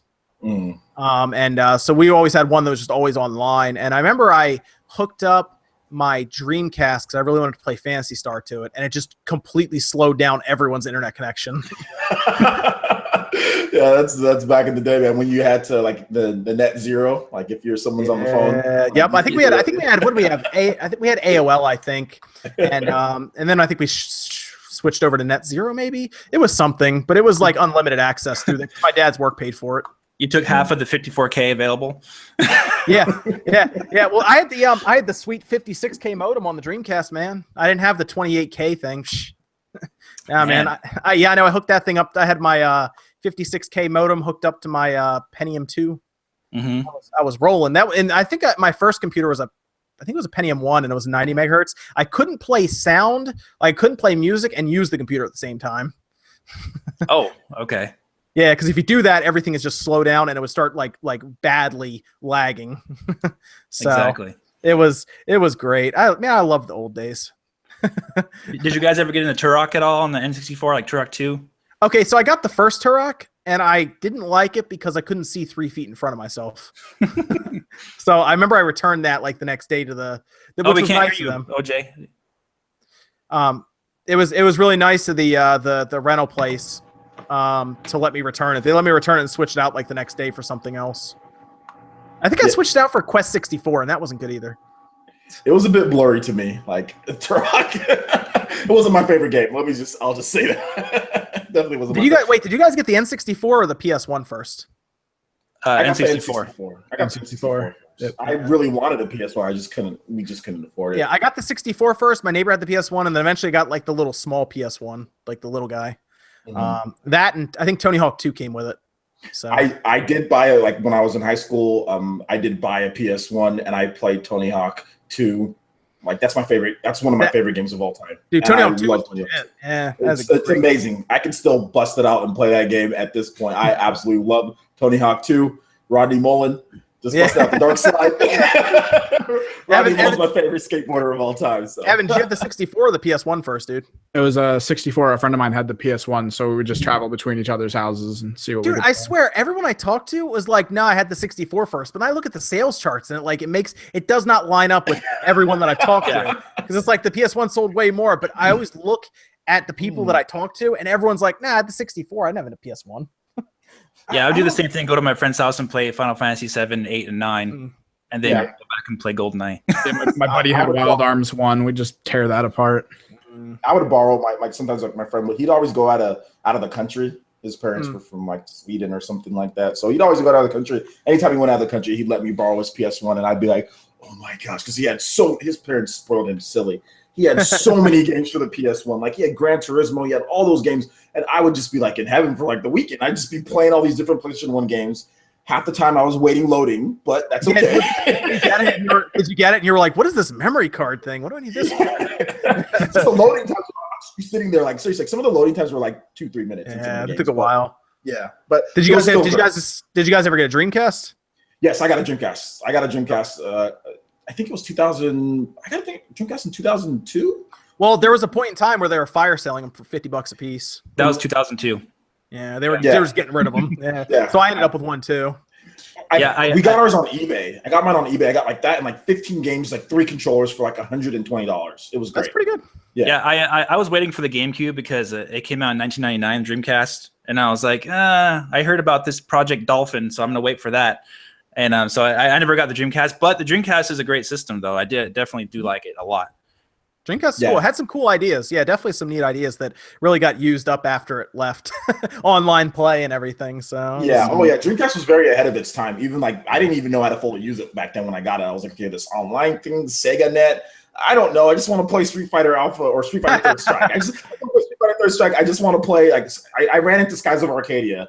Just out of randomly, I was like, I'm gonna buy this game. It looks cool. And I'm like, great game. I'm like, this is the greatest thing ever. And then the GameCube version came out. I was like, oh, this is even better because they added so much stuff to it. So Dreamcast was cool. It was just obviously the piracy and the PlayStation 2 with having to lower the price, like the whole deal with the PlayStation 2 and how that worked out just kind of killed the system. But it was still a great system. Overall. Yeah, what's interesting is the Dreamcast actually put out VGA, and that's why the image looks so clean. Like if you actually get a VGA adapter box and you hook it up to like a computer monitor, it looks like high definition. It's crazy. Dreamcast looked amazing. The games looked great. Everything looked smooth to me. Everything was great. It just unfortunately by the time I got one, the system was already pretty much dead. Right? If they could have fit a DVD player in there, that actually may have done okay against the PS2. Maybe the piracy was really bad. Well, that's the thing. If they had gone with a DVD player, which would have been really tough, they would have had to have waited until the same year that the PlayStation 2 came out. But then people weren't burning PS2 discs either, so it was like that was the first system when I played it that I felt like I was actually going to the arcade. Like it was like an arcade experience from that time. And I was like, wow, this is amazing. And then unless you bought like a Neo Geo for years before or something like that for like $1,000. Nobody did. Yeah, I mean the arcade experience to me. Whenever I go to the arcades, I always played the games that were like completely like arcade games. So I never felt like I got the arcade experience at home because whenever I went there, I always played the ones with the guns where you have to be hooked up into something. You know what I'm saying? I always played the crazy arcade games like DDR and stuff like that. I never played just more of the normal games, so I never got that same experience. But I could understand people were thinking like, hey, like I can play Street Fighter in home, and it was like perfect, like Marvel vs. Capcom 2. Like if you played that, it was like a perfect experience at home. So I can definitely see that with Dreamcast. Oh yeah. Well, let me. Did you guys see anything about Retroblocks or Polymega? Did you see anything about that? I haven't. What's going on with there? Okay, so Polymega, which they had to change their name to, they disappeared for a little while and they came back. It's going to be an interesting. It's a retro system, but it's going to be a modular retro system, and it plays like everything you can think of. Plays Nintendo, but it also plays disc-based games. Whoa! Sega CD, Neo Geo CD, PS1, TurboGrafx CD. Wow. Yes. How much is that going to be? They don't know. We don't know yet, but apparently it's not going to be as expensive as you think, according to them. But they just resurfaced again. They have working prototypes and they have funding now.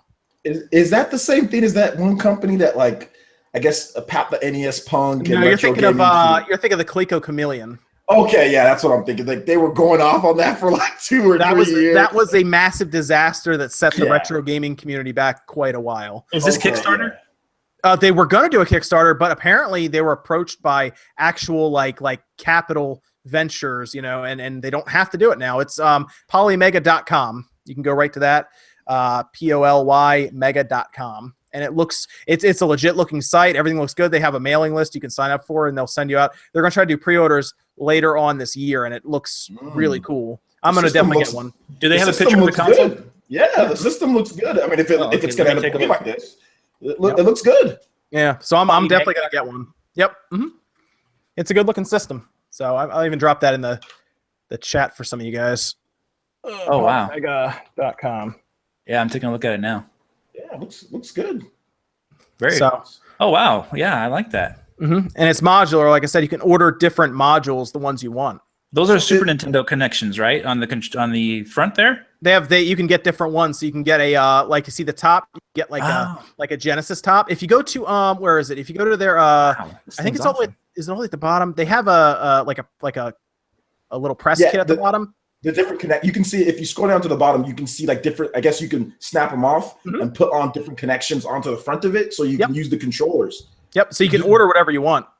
Can you stack it like this at the bottom? Are they all stackable, or this is just an example? Oh, those are examples. So you'd buy all the different ones, and if you want to do Super Nintendo, you buy the FC SNES one, and you just kind of slide it in, and it snaps together. Wow. But the top of it, though, like, do you have to buy different tops to play different, like, Super Nintendo cartridges or all that, or does it all come with it? Or like... I believe they have different packages. You can buy all of them, or you can buy, like, the ones you want. So if you just want to buy a base unit and then one, you can do that. See, maybe you don't want to play TurboGrafx games. You don't have to. Yes. Okay. That's why you said it's modular, because it says it right there on there, the module. And then when you move over, you can see like the module EM02, and it says like Super Nintendo. And then you have like the different module EM03, and it has like 32X. Okay. Got it. So like, it can it's like crazy. It's like a butterfly effect. Like you can snap different things on there. You can do different. It's actually really cool. It's a really good idea. It's a neat idea on the controller. Yeah, it's pretty cool though. It's a cool idea. They have all their funding. The problem was they announced it and then they disappeared for a while. So people were like, maybe it didn't work out. Maybe people are maybe a little skeptical about it too when something like that happens. Like, why'd you disappear? But it's because they were securing investors for like to get funding. This is going to need a lot of funding, right? This is going to need a ton of funding. Apparently they have it, and they're going to start pre-orders in the fall. Wow. This is a perfect system for Sean Long. Yeah, he's gonna flip out on this, man. Yeah. I feel like he probably knows about it. I would assume. Oh yeah, he probably already talked. Yeah, he's probably already talked about it. That dude's pretty on top of things when it comes to the retro stuff. Yeah. But that is really cool. I like it. It's really cool. It's good. Yep, and it's going to be full HDMI and everything. And apparently it's going to use mostly real hardware, which is interesting. So we'll see how that actually works out. Okay, so speaking of new programs, did you guys see the Rainway stuff? Mm-hmm. Oh yeah. I've been covering it. I think I did like 3 Rainway videos in like the last like day and a half. It's interesting, isn't it? The whole thing. Yeah, it's interesting. The functionality that it gives the Switch is I think the most interesting part. Yeah, the thing about it is like Andrew Simpson, the guy who's putting out, he's one of the developers on there. He's showing off the Switch version, but they also want to make sure that they let you know that it's going to come to a variety. It's not just for Switch. Right? Yeah, it's on the Xbox One, Windows computer, phones. So I mean, it's on everything. So that's one thing. I want people to know. Also, Sean Long was talking about this. Some websites are reporting that it's some type of like Switch exclusive and that it runs these games, straight from the system. I think he said that on Twitter. Yeah, like that was funny. And that's why I'm like, okay, well, that's why we need as many people reporting as possible, because a lot of people misreport things like this all the time, so we get the right stories out there. That's a horrible thing to do. Whoever the sites that were doing, that's such a horrible and bad thing to do, because now you got people running around saying that this thing is I've been talking about Rainway forever. I don't even know how how they don't know that. I said it's just displaying the image. That's all it's doing. Yeah. Yep. I sent comicbook.com a message and said, you can check my video out. It's right here. It's just, but I mean, it's going to be interesting, especially for the people who, I guess, slapstick third-party support, definitely not ideal. But for the time being, if you do want to play on the Switch, with these games, if you have a PC that can run the games, which they've been very clear, because some people aren't like tech savvy, and I'm not tech savvy, but I know a little bit about it. You got to have a PC that can run the game, though, guys. Like, it's not okay. You get this thing, all of a sudden it buffs up your PC, or if you got a crap PC and you can't play Overwatch, you're not playing this game on your Switch. Right. You know what I'm saying? So you got to have if you have a good computer, or at least a decent one. I mean, some people, he was even showing them play like RuneScape, which isn't a hard game to run, but the fact that it's just on the Switch might be a big deal for some people. And the application, they want it to be completely free. Yeah. I think it's going to be limited, of course, because not everybody has a gaming PC and has a Switch also. So but so for the people that already have the equipment, and Nintendo approves it, then hey, you're all set. That's the question. Does Nintendo approve this thing? Yeah, I guess they haven't disapproved it, but approved it. He said that they've talked. Andrew Sampson said a couple of weeks ago. He said, "Okay, well, I think we're gonna have some good news." Yeah. And then he's like, "I will let you guys know." He didn't say anything, and then all of a sudden he starts dropping these videos. So I'm guessing he talked to Nintendo. Everything went well, because he said we got to talk. And this was like before E3. Nothing came out, and then he started dropping this stuff. So I'm thinking Nintendo. He talked to Nintendo at E3 or around that time, and they said.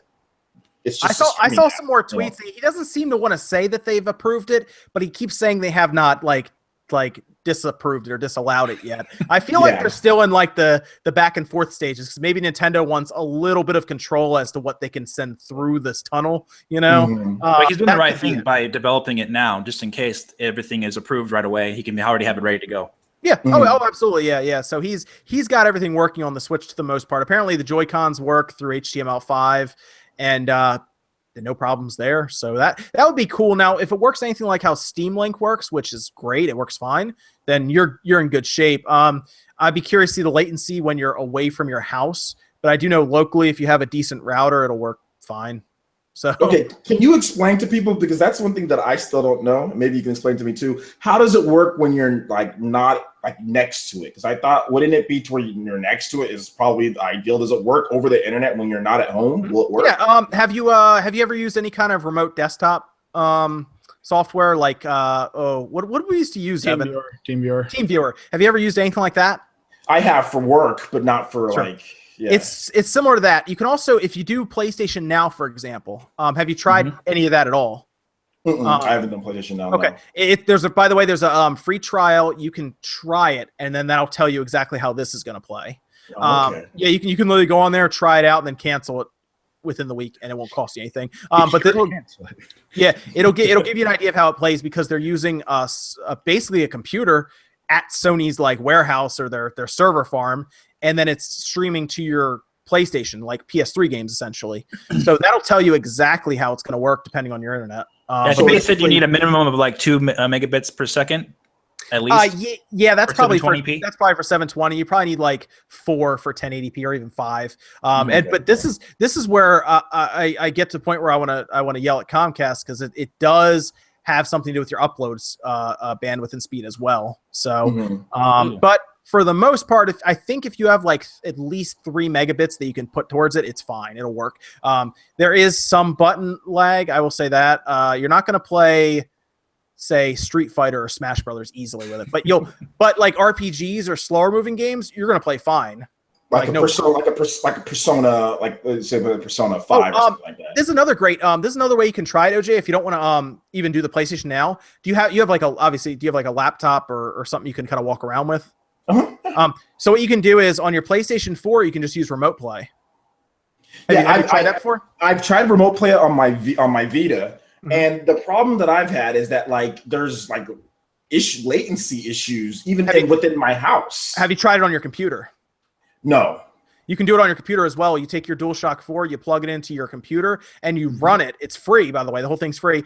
And it will actually find your DualShock, and you can play it on your computer. Believe it or not, sometimes I'll play my PlayStation 4 that's down here upstairs on my laptop.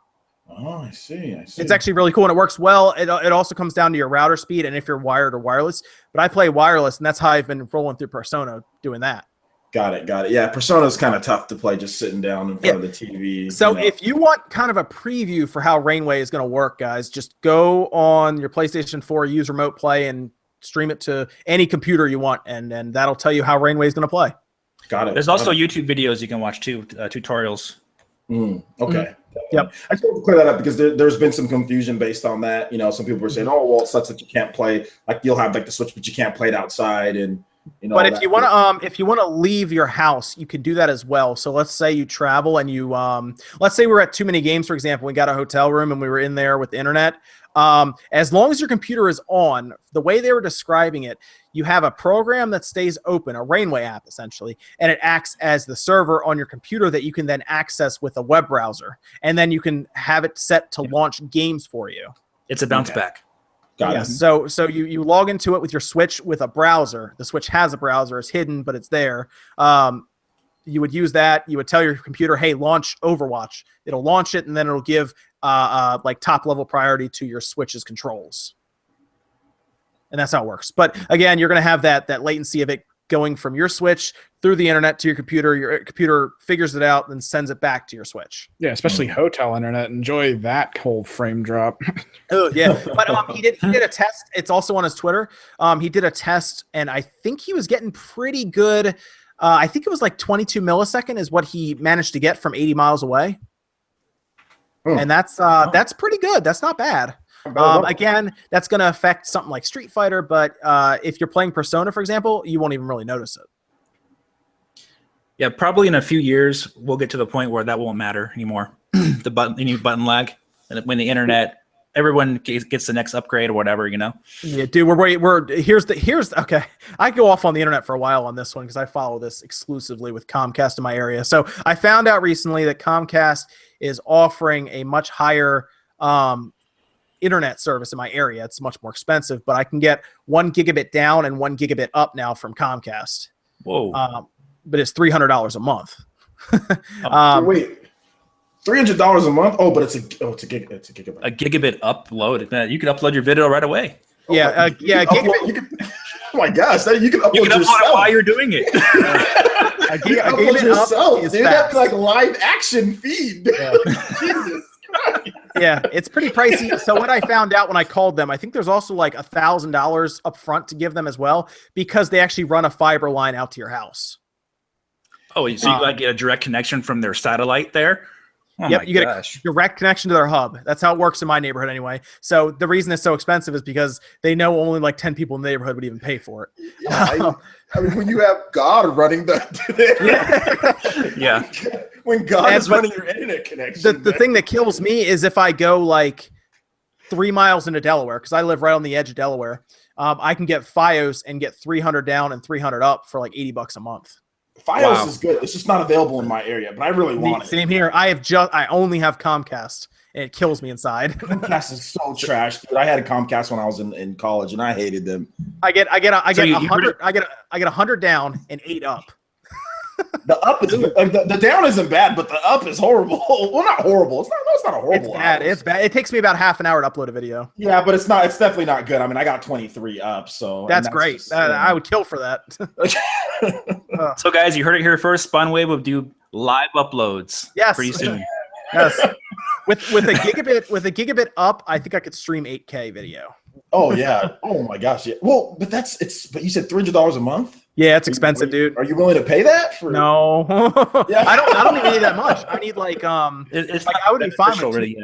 Yeah, I'd be fine with 200 down, 200 up. But the problem is, Comcast needs to be pushed in the right direction to replace all of their 1980s copper wire, and they're not going to. There's no need to. There's no competition in my area, so the copper wire and every single summer here where I'm at in the Central Valley, it gets super hot, right? That's why I'm always wearing white t-shirts. It's just always like, it's like 100 degrees all the time here. And the copper wire burns, and my internet connection every single summer goes to crap because the copper wire melts and burns, and every time I have to call them at the exact same time, like my connection doesn't work anymore. It just recently happened to me where I couldn't stream for like a week because it all melted. So, I mean, I know, and they use the cheapest crap, as far as the internet. I have Spectrum. So. Dave, what do you have out there, man?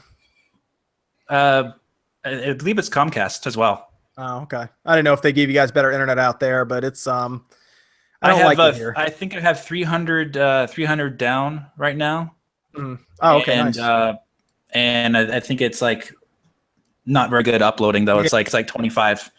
Yeah. It's not, the thing about Fios is it's the same both download and upload, which is, I really want that. I would honestly go from this to 50 down and 50 up just so I can have that upload speed. Mm-hmm. Yeah, the upload speed's the most important. I mean, even like gaming and stuff like that, it's just always, you got to have that great upload speed.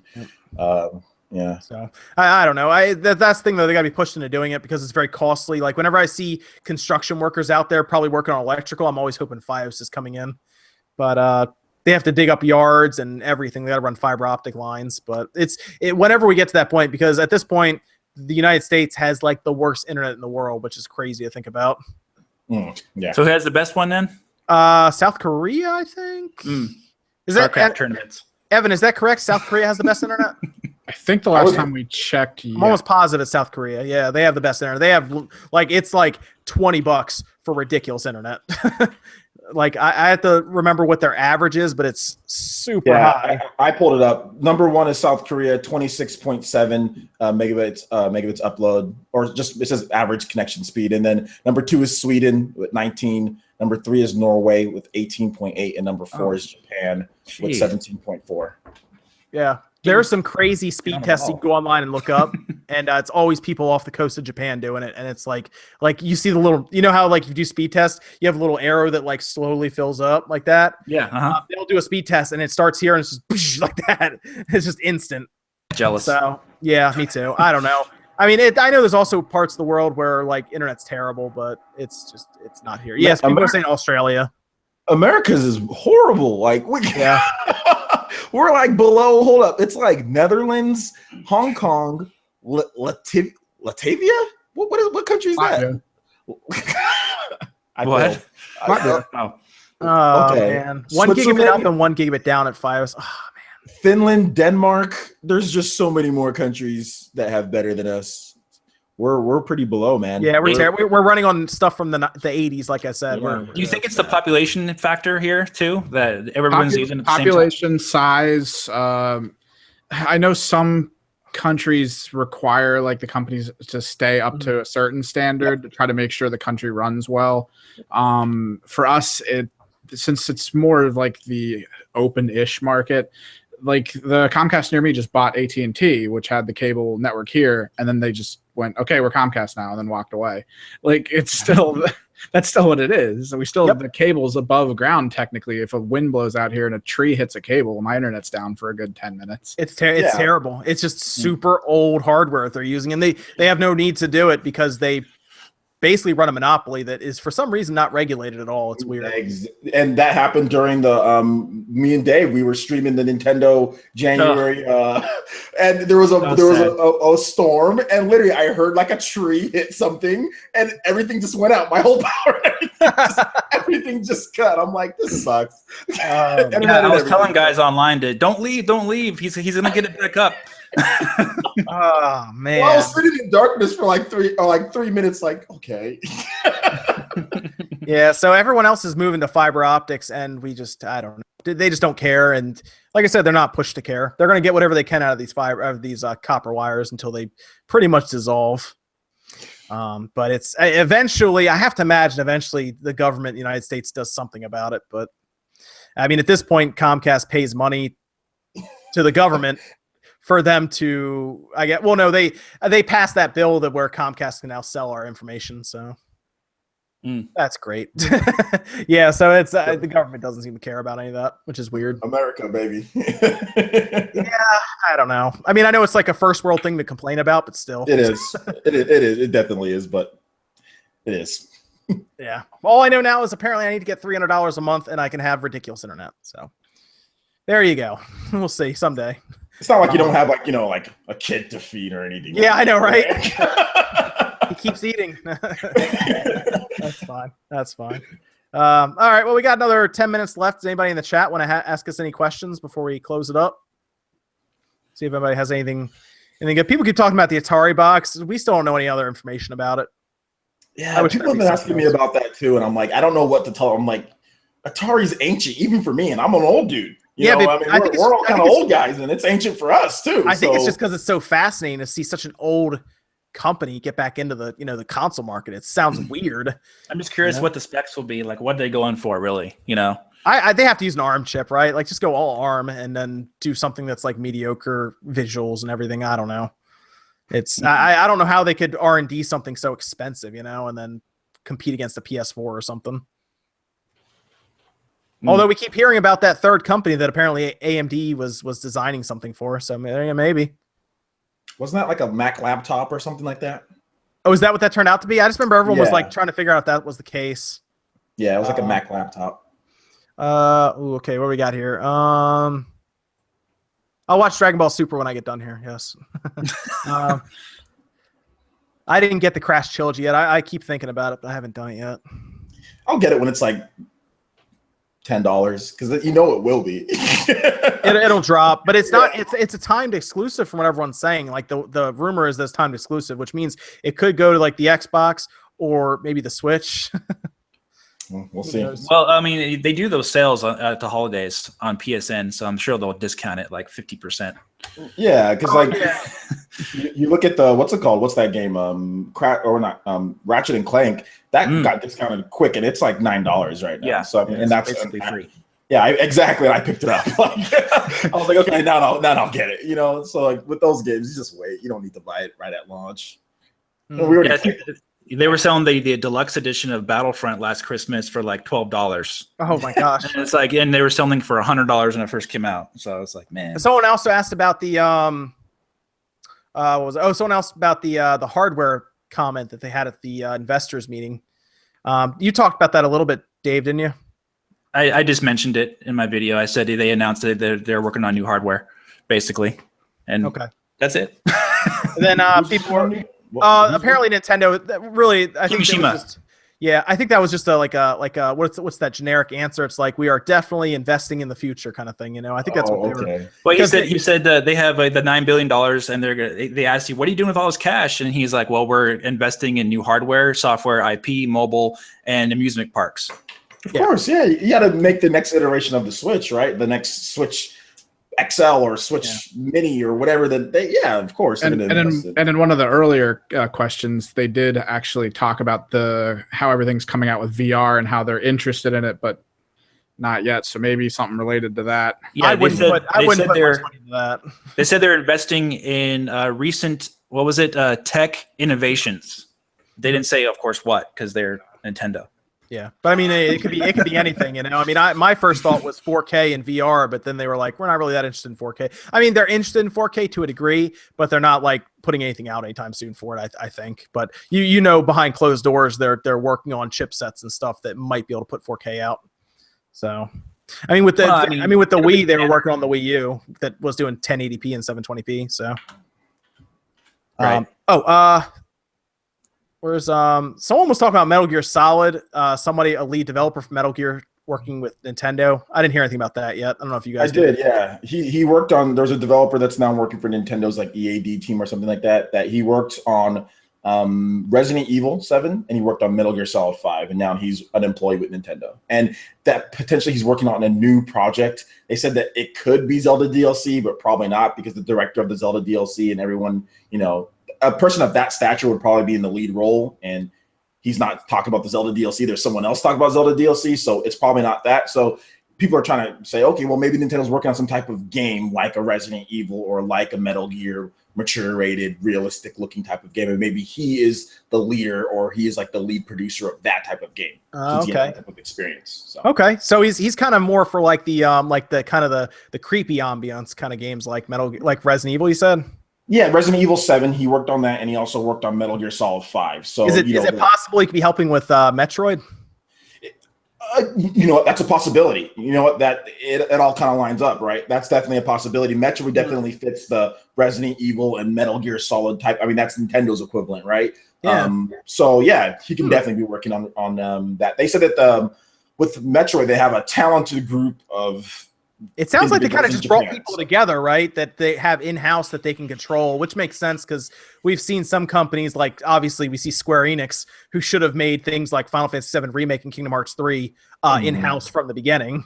I think with that, Tanabe, he obviously, like, this is rumor, right? But there were some things there were some issues with Retro Studios when it comes to their heads and him and them kind of butting, and then him being in Japan and them being there and the direction of what they wanted to do, which kind of led to Metroid Prime being done and then them going with Metroid Other M, but then that didn't work. So I guess Nintendo was really trying to make sure that if we're going to do the Metroid game, we're going to have everyone there. We're going to have Tanabe working with people that he knows. So maybe Tanabe put this team together. You know what I'm saying? So he can make the game and have the team that he wants to, because of the butting of heads that went on, you know, with the Metroid Other M and also with Metroid Federation Force and also Metroid Prime 3. I guess apparently there's some issues with that game too, with problems with the team between Retro and Tanabe. So I can see why Nintendo just said, screw it, skip it, Retro. You guys go do something else. We're going to get a new team for Metroid, and we're going to put Tanabe in charge, and he's going to lead this group of people. So maybe he's one of those guys. With Metroid Prime 3, you can kind of tell that something changed.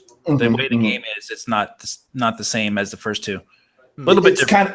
It's kind of straightforward too. It seems like there might have been some ideas that they wanted to do, and they just said no, or so they just said, we're not going to do it. We're just going to just do this. We're going to put out a normal Prime type of game, maybe like not so hard as Metroid Prime 2.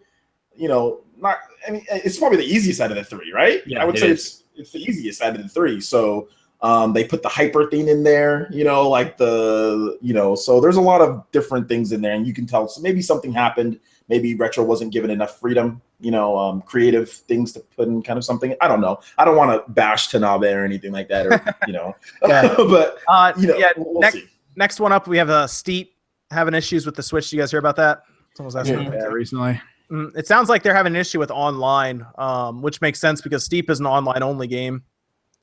It's a rumor at first, and I also heard that the rumor, they said that Nintendo's kind of stepping in to help. So yeah, it sounds like I said, because I think we were all trying to figure out about Steep because it's supposed to be an online-only game. So when you step away from your house with the system, I don't really know what that game would do. Maybe they're trying to develop something you can kind of play even if you're not connected to the internet. I was never interested in that game personally. I mean, I don't know anything about it. I've played it. It's not a bad game. I got it a little while ago, and it's decent. I kind of like the snowboarding games, but it's more of a you kind of jump in and you do what you want. And they also, the coolest thing about the game is probably the wingsuits. Like you can actually like jump off of a mountain and you just kind of like glide and soar. And so they have a lot of stuff you can do to in the game, but it's neat. I played it. I didn't find it to be that great, but I mean I can see why other people would like it though.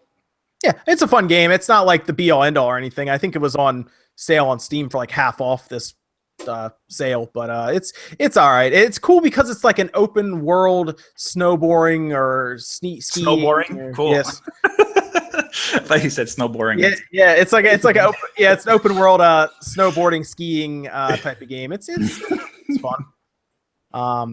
Madden. Yeah, apparently there's a wrestling game going to the Switch. I think there was some kind of like leak or rumor or something about that. 2K18, which is I don't know. I guess it makes sense. What else? Is that everything? Did I get everything? I think I got everything. I think I did.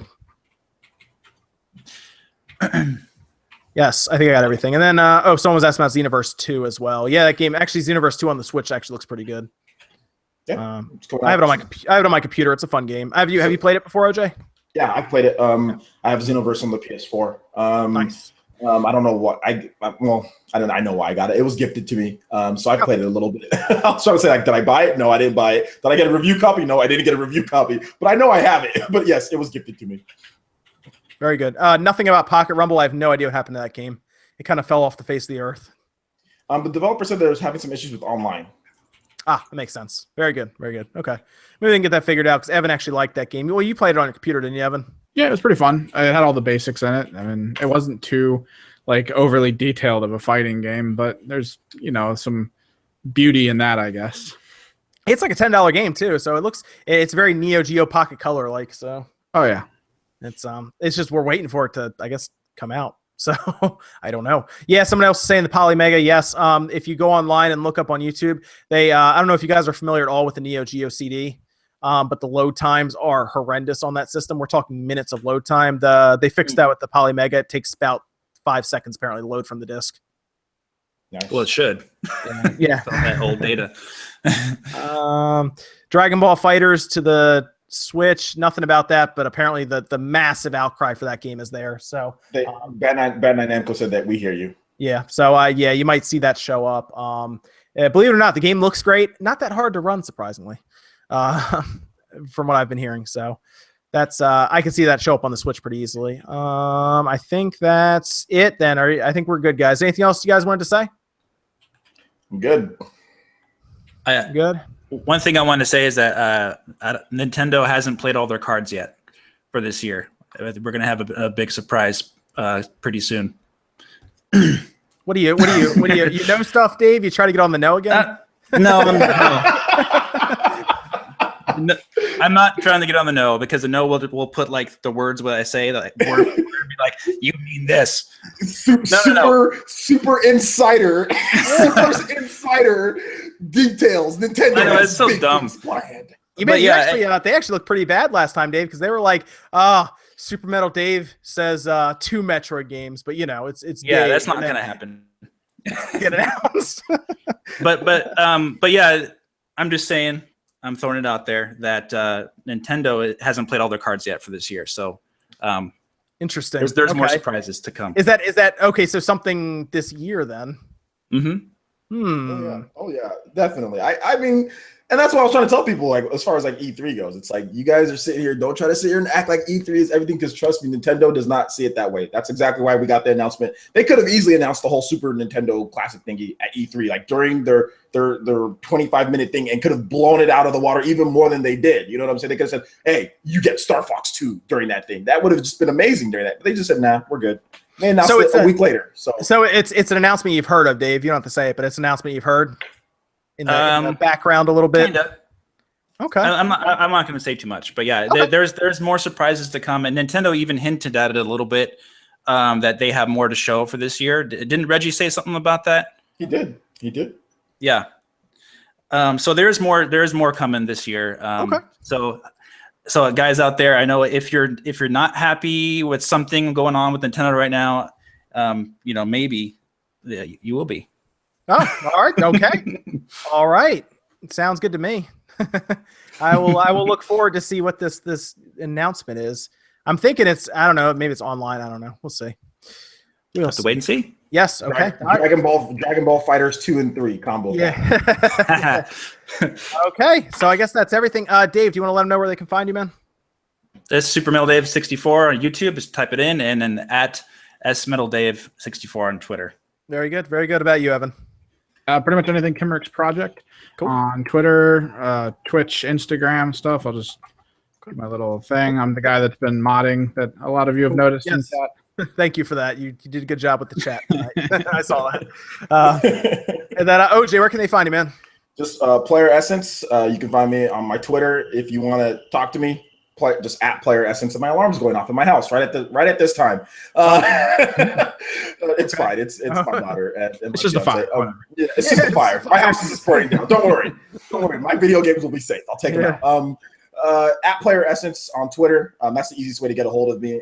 So yeah, just follow me there, and also just Player Essence on YouTube as well. I do at least 2 to 3 videos a day. If you're really into Nintendo gaming and Japanese gaming, so like Code Vein and like Monster Hunter, so stuff that's not only Nintendo but like it on like PS4 or PC that's Japanese gaming, I'm all into that, and I cover that pretty good. Yeah, you're on top of that pretty well, man. Oh yeah. Yeah. Japanese gaming and Nintendo, I'm on top of it. Western gaming, not as much. I don't cover everything, but I will cover something if it interests me. But I mainly just cover Japanese gaming and Nintendo stuff. Sure. Very good. Very good. All right. I guess that's it for us tonight on this episode of SpawnCast. Thanks for tuning in to us tonight. I know it's Saturday night and a lot of people are usually out doing stuff, but thank you for not watching Dragon Ball Super for about 2 hours and hanging out with us. So, but I guess that's, yeah, right. Yeah. That's it for us here, guys. Of course, you can always check us out on Spawn Wave Media on YouTube and check us out on Twitter as well. Thanks, guys. We'll see you next time.